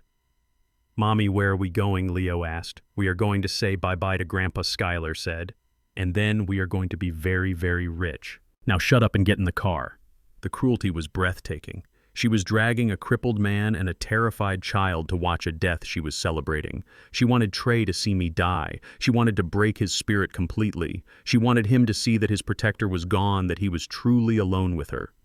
It took her 40 minutes to cross the city. 40 minutes where I had to lay perfectly still, controlling my breathing, letting the machine do the work. I thought about my life. I thought about the bridges I had built. Bridges are designed to handle stress. They are designed to bend in the wind but not break. Today I was the bridge. I had to hold the weight of this entire family until the trap snapped shut. "They are here," Marshall whispered in my ear. I heard the elevator ding down the hall. I heard the distinct click of Skylar's heels on the linoleum. She walked with purpose. There was no hesitation, no stumble of grief. I heard the squeak of the wheelchair wheels. I relaxed my body completely. I let my jaw slacken. I slowed my breathing to match the ventilator's hiss. The door to my room flew open. Skylar didn't knock. She burst in. She brought a gust of cold air and expensive perfume with her. "Oh, Dad," she cried out. Her voice was loud, theatrical. "Oh my God, Vernon!" She rushed to the bedside. She grabbed my hand. Her skin was cold. She squeezed my hand hard, not for comfort, but to check for a reaction. To check if I was really out of it. I didn't flinch. I let my hand lie limp in hers, heavy and dead. She turned to the empty room. "Where is the doctor?" she demanded. "Why is no one here? My husband needs to see his father." Marshall stepped out from the shadows of the observation room but stayed by the door. He was wearing a white coat, posing as a specialist. "Mr. Hayes is in a deep coma," Marshall said, his voice disguised. "His brain activity is minimal. We are just waiting for nature to take its course." Skylar looked at him. She scanned his face, looking for a lie, but Marshall was a pro. He looked exhausted and defeated. "Is there any chance he wakes up?" she asked. "To sign papers or say goodbye?" "None," Marshall said. "He is gone, madam. The body just hasn't figured it out yet." Skylar let out a breath. It was a sigh of relief so profound it filled the room.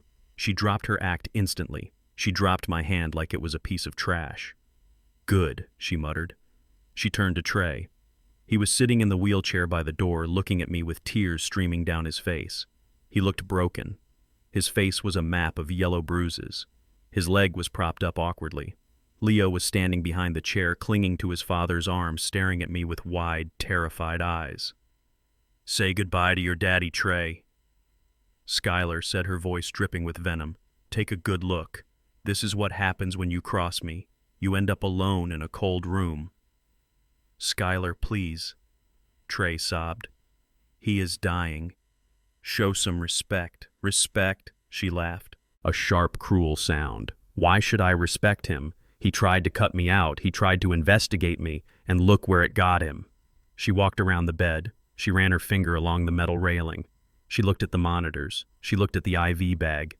She leaned down close to my ear, closer than she had been in the hospital room with Trey. "Can you hear me, Vernon?" she whispered. "I hope you can. I want you to know that I won. I beat you. You thought you were so smart with your patents and your trusts, but you forgot one thing. You have a heart, and hearts stop." She stood up and looked at Trey. "He didn't sign a will, did he?" she asked sharply. "No," Trey whispered. "Not since Mom died." "Perfect," Skylar said. She reached into her oversized designer bag. She pulled out a document. It wasn't a get-well card. It was an affidavit of asset transfer. "Since he is incapacitated and you are the sole heir," Skylar said, holding the paper in front of Trey, "I need you to sign this. It authorizes me to take immediate control of his accounts to pay for his funeral and outstanding debts." "Debts?" Trey asked. "Dad doesn't have debts." "He does now." Skylar smiled. "My debts. Sign it, Trey. Sign it before he goes cold." "I cannot sign that," Trey said, pushing it away. "Not here, not now." "Sign it," Skylar shrieked. Her patience evaporated. She raised her hand. I lay there listening to the monster reveal herself.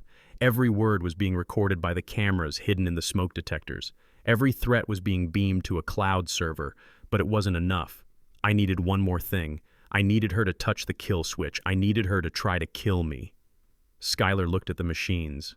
She looked at the ventilator pumping air into my lungs. She looked at the document Trey refused to sign. "He is taking too long," she muttered. She looked at Marshall, who had conveniently stepped out of the room to give the family privacy. She thought she was alone. "If he dies right now," Skylar said, talking to herself, but loud enough for the room to hear, "the transfer is automatic. I don't need your signature, Trey. I just need a death certificate." She walked to the wall. She looked at the power cord for the ventilator. "Skylar." "No," Trey screamed. "What are you doing?" "I am helping him let go," she said. Her hand reached for the plug. "I am helping us move on." She wrapped her fingers around the thick black cord. This was it. The overt act. Attempted murder. My heart was pounding real rhythms now, fighting the machine's pacing. Adrenaline flooded my system. "Do it," I thought. "Pull it. Seal your fate." She pulled. The plug popped out of the wall. The ventilator stopped hissing. The silence in the room was sudden and absolute. "Oops," she whispered. And that was my cue. I didn't gasp. I didn't choke. I opened my eyes, and I grabbed her wrist with the grip of a man who had spent 40 years bending steel. Lying still is the hardest work a man can do when his blood is boiling. I lay in the center of the palliative care suite, a room designed for dying. The air conditioner hummed a low, constant drone that masked the sound of my own heart beating against my ribs. I was a landscape of wires and tubes. The ventilator tube taped to my mouth tasted of plastic and bitter regret. The makeup artist had done her job well. My skin felt tight under the layer of gray paste she had applied to mimic the pallor of a stroke victim. My eyes were closed, but behind my eyelids my mind was racing at 1,000 miles an hour. I was the bait in the trap, the honey in the pot. Marshall was watching from the observation room next door. I knew he was there. I could almost feel his anxiety radiating through the wall. We were gambling everything on one assumption, that Skylar Vance was not just greedy but impatient, that she wouldn't be content to wait for nature to take its course. She needed control. She needed to dictate the timeline. I focused on my breathing. In, out, in, out. The machine hissed in perfect synchronization with my chest. I had to surrender to it. If I fought the rhythm, the monitors would spike and she would know. I had to be a corpse before I was dead. The hallway outside was quiet. We had cleared the floor. No witnesses. Just the stage we had set for her. Then I heard it. The elevator doors opened with a soft chime down the hall. Click, click, click. The sound of high heels on the hospital linoleum. It was a sharp, aggressive sound. It wasn't the shuffle of a grieving family member coming to say goodbye. It was the march of a general coming to inspect a conquered city. She was coming. I heard the squeak of rubber wheels following her. That would be Trey. My heart clenched. She had brought him to watch. She was dragging my broken son to witness my end. The door to my room swung open. A draft of cold air rushed in carrying the scent of expensive perfume and rain. Mrs. Hayes, the nurse said. She was an actress we had hired, but she played the part perfectly. Her voice was soft, professional. Please keep your voice down. He is in a very fragile state. Skylar didn't whisper. She spoke with a voice that cut through the room like a knife. Leave us, she commanded. But ma'am, I need to monitor his vitals, the nurse protested gently. I said get out, Skylar snapped. I want a moment alone with my father-in-law and my husband.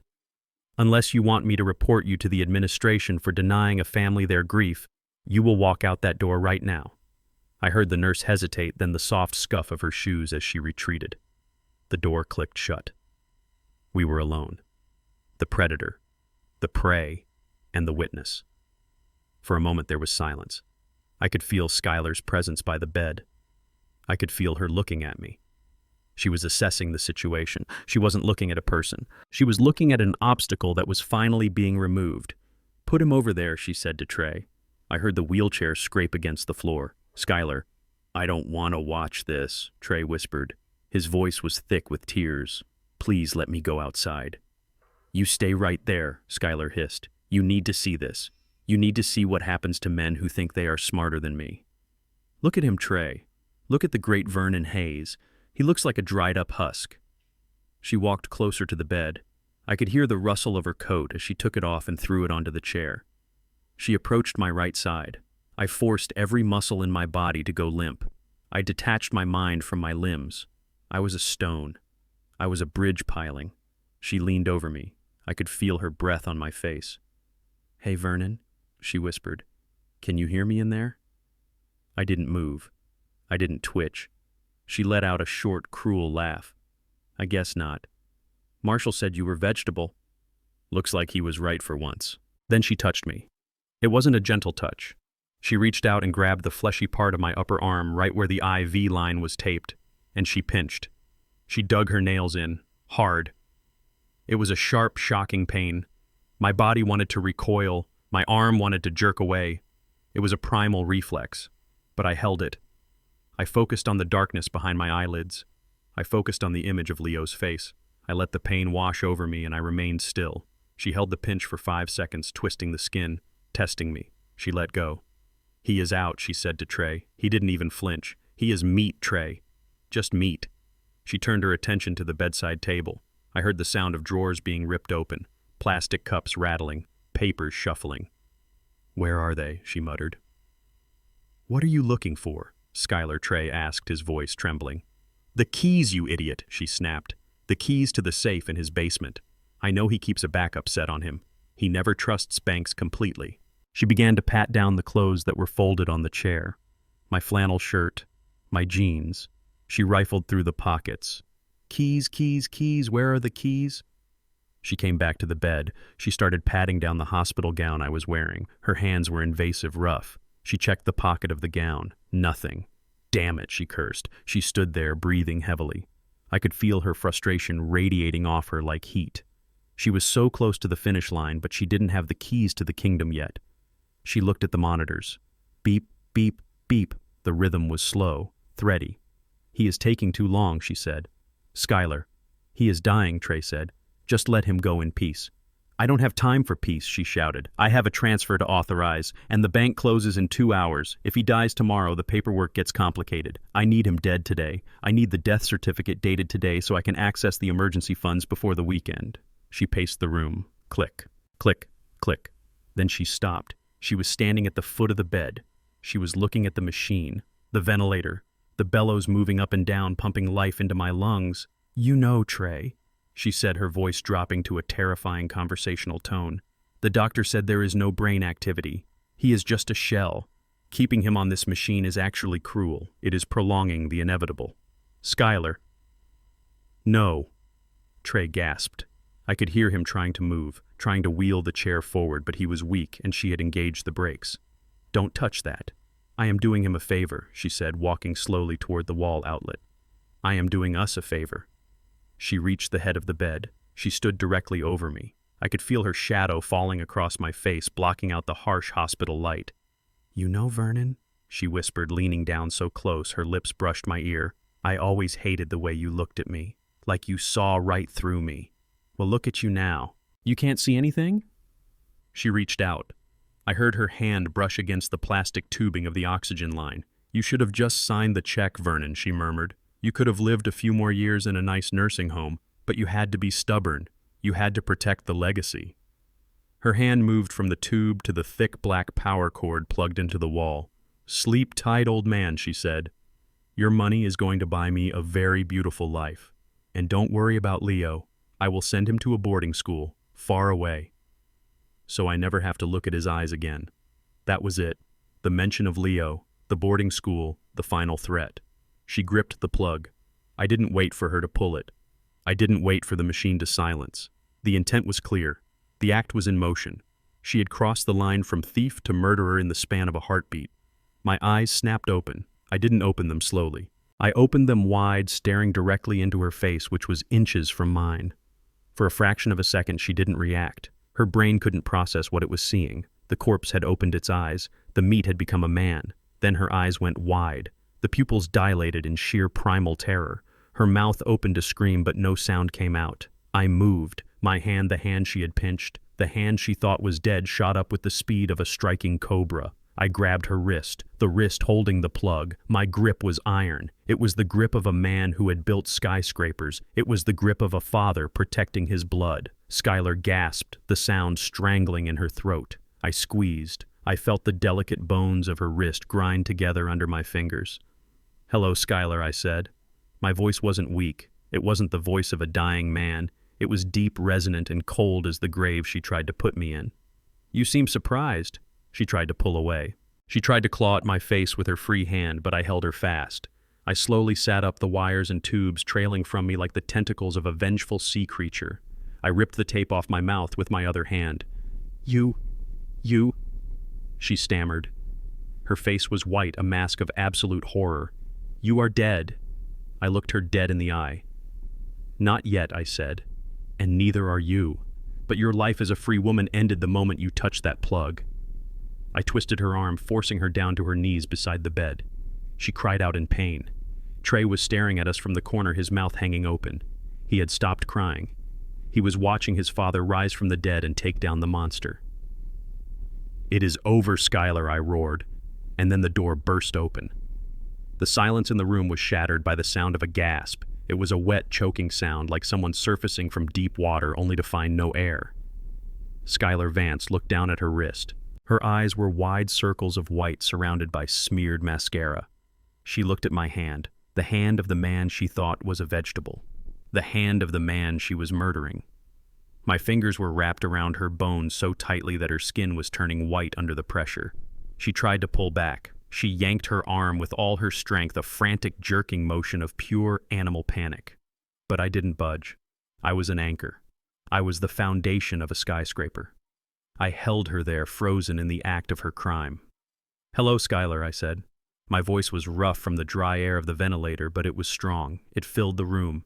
It bounced off the sterile walls and hit her like a physical blow. You seem surprised. She opened her mouth. Her jaw worked up and down, but no words came out. She looked at the plug in her other hand. She looked at me. She looked at the monitors, which were still beeping a slow, steady rhythm. because Marshall had overridden the alarms. "You," she finally squeaked. "Finally, you are awake." I sat up. I didn't struggle. I didn't groan. I rose from the pillows with a fluid, deliberate motion, the wires and tubes trailing from my chest like the broken chains of a prisoner who has just snapped his shackles. I ripped the tape from my face. I pulled the ventilator tube from my mouth and threw it on the floor. I looked her dead in the eye. I let her see the fire that had been burning inside me for weeks. I let her see the judgment. "I was never asleep, Skylar," I said. My voice dropped an octave, deadly and cold. "And you were never in charge." I twisted her wrist. She cried out, dropping the power cord. It hit the floor with a dull thud. "Let go of me!" she shrieked. Her voice was climbing into hysteria. "You are hurting me. Trey, help me. He is hurting me." She looked toward the wheelchair, expecting her victim to save her, expecting the broken man she had tortured to come to her defense one last time. But Trey didn't move. He sat in his wheelchair, his hands gripping the armrest so hard his knuckles were white. He was staring at the scene in front of him. He was staring at the woman who had just tried to kill his father. The fog of pain and manipulation was lifting. He was seeing her clearly for the first time in 3 years.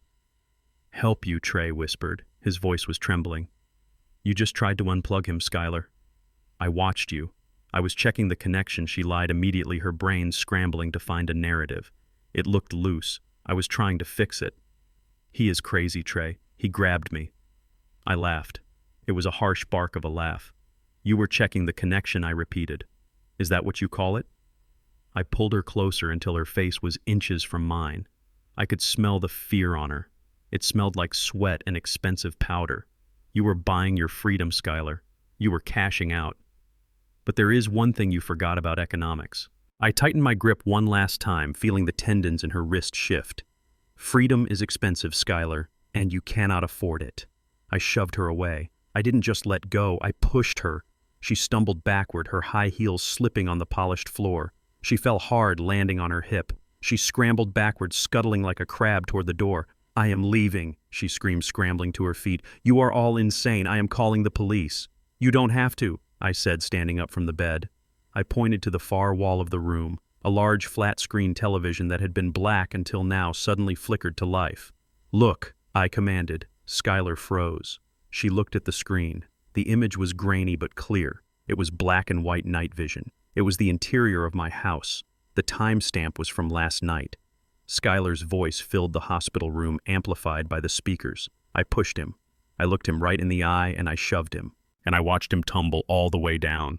And you know what I felt when his neck snapped? I felt rich. Skylar stared at the screen. Her mouth fell open. She watched herself strike Trey. She heard the wet slap of her hand against his face. She heard herself threatening to kill him. "No," she whispered. "That is not real. That is AI. You faked that." Then the image on the screen changed. It switched to a live feed. A feed from the ceiling of this very room. It showed Skylar standing over my bed. It showed her hand reaching for the plug. It showed the pure malice on her face. And then the door to the observation room opened. It didn't open quickly. It opened slowly, ominously.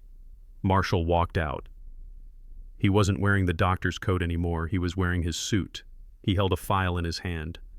And behind him was a man in a uniform, a man with a badge that caught the light. The chief of police. And 2 officers.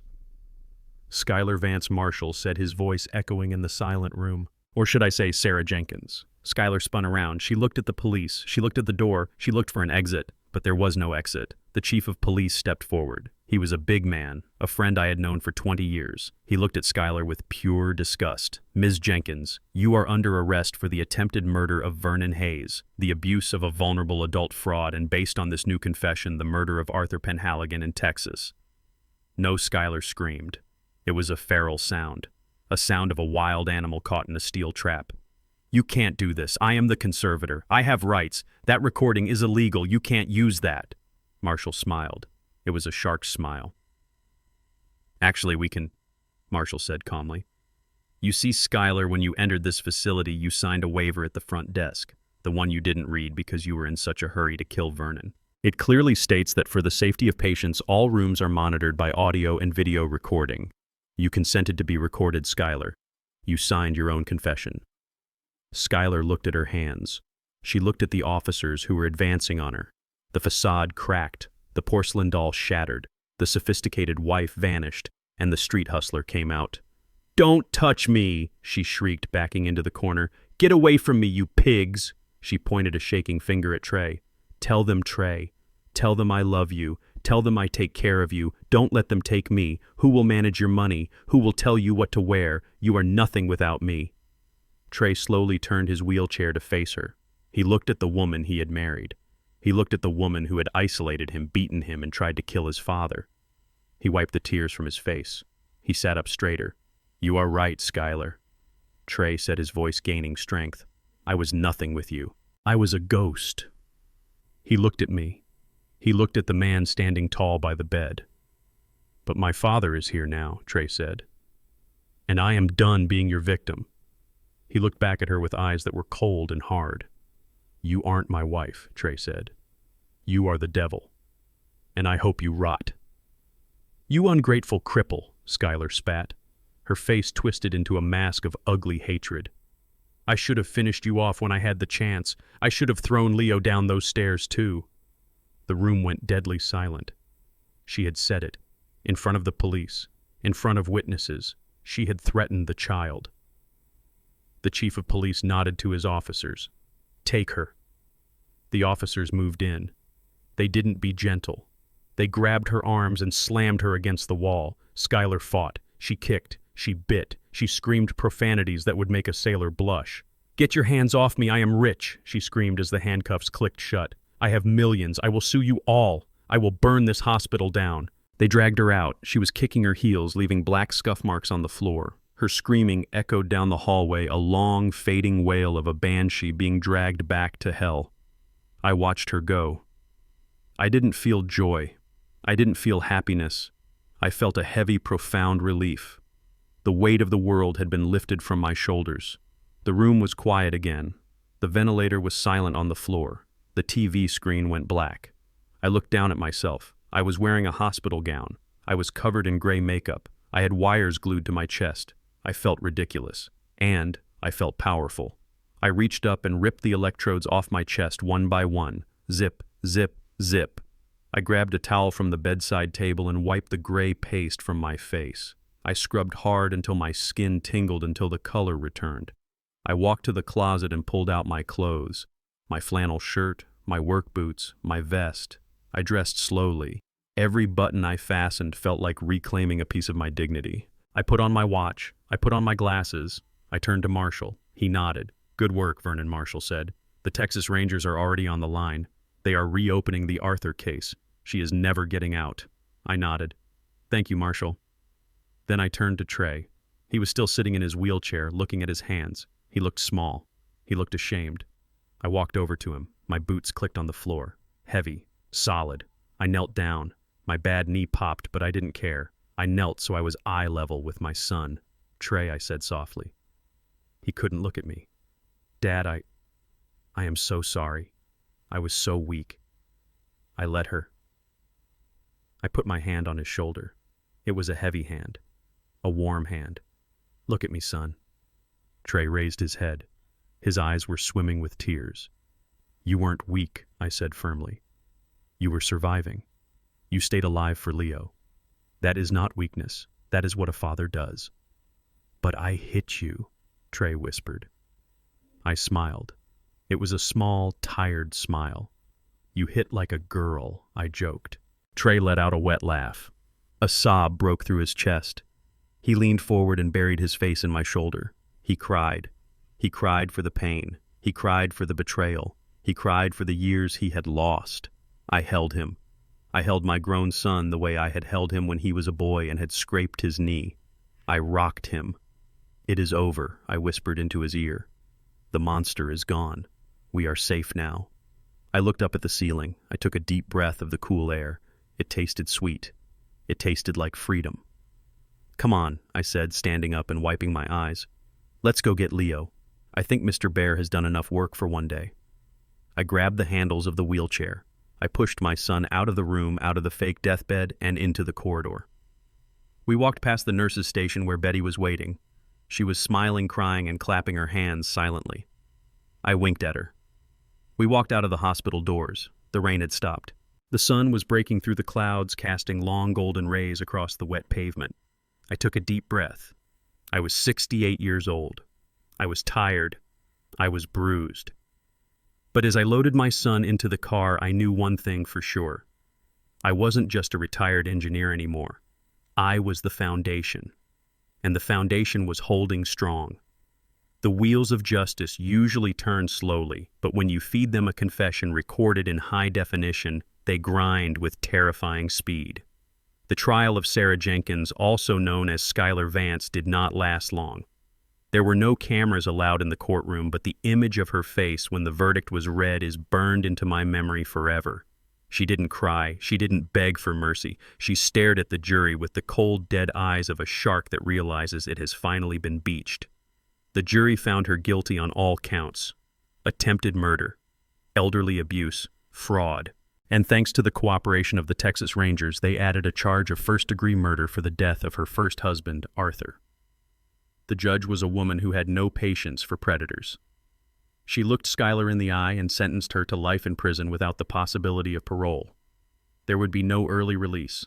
There would be no more scams. Skylar Vance was erased from society just as she had tried to erase my son.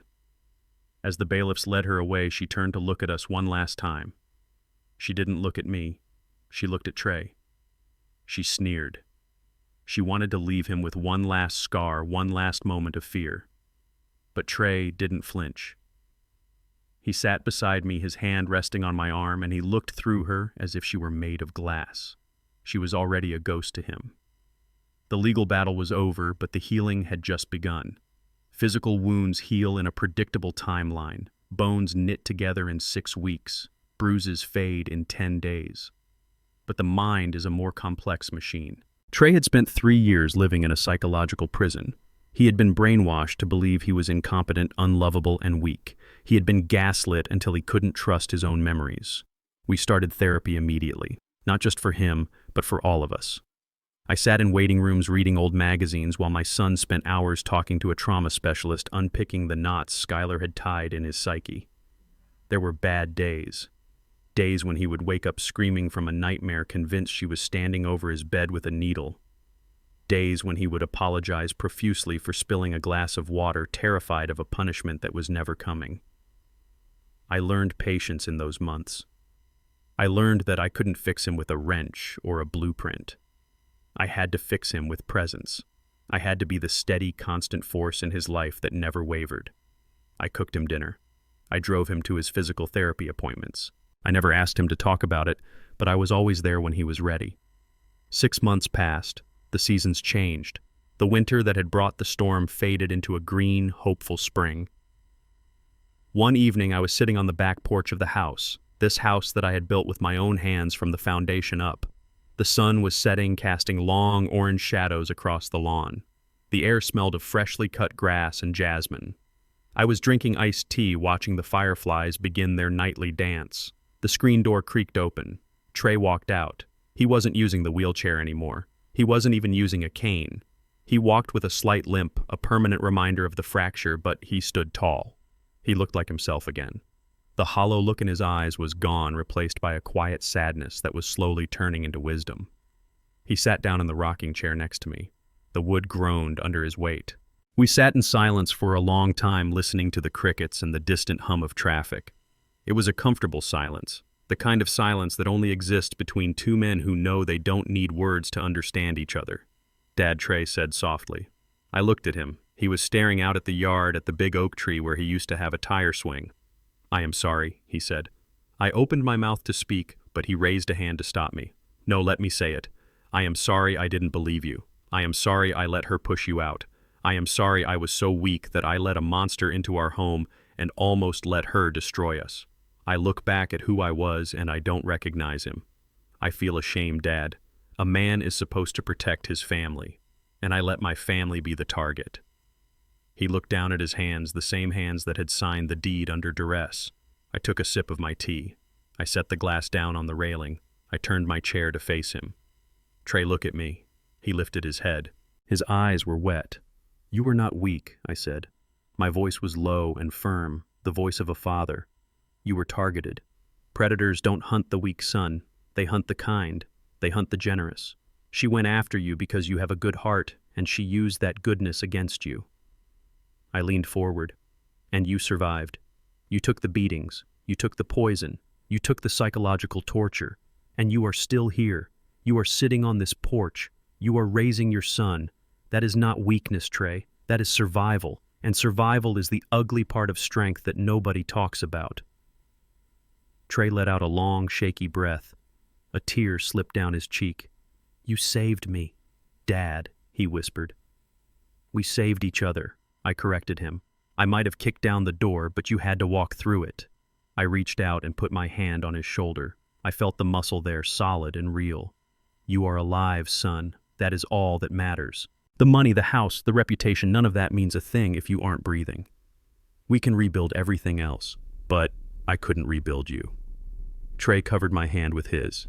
He squeezed it. I love you, Dad. I love you too, son.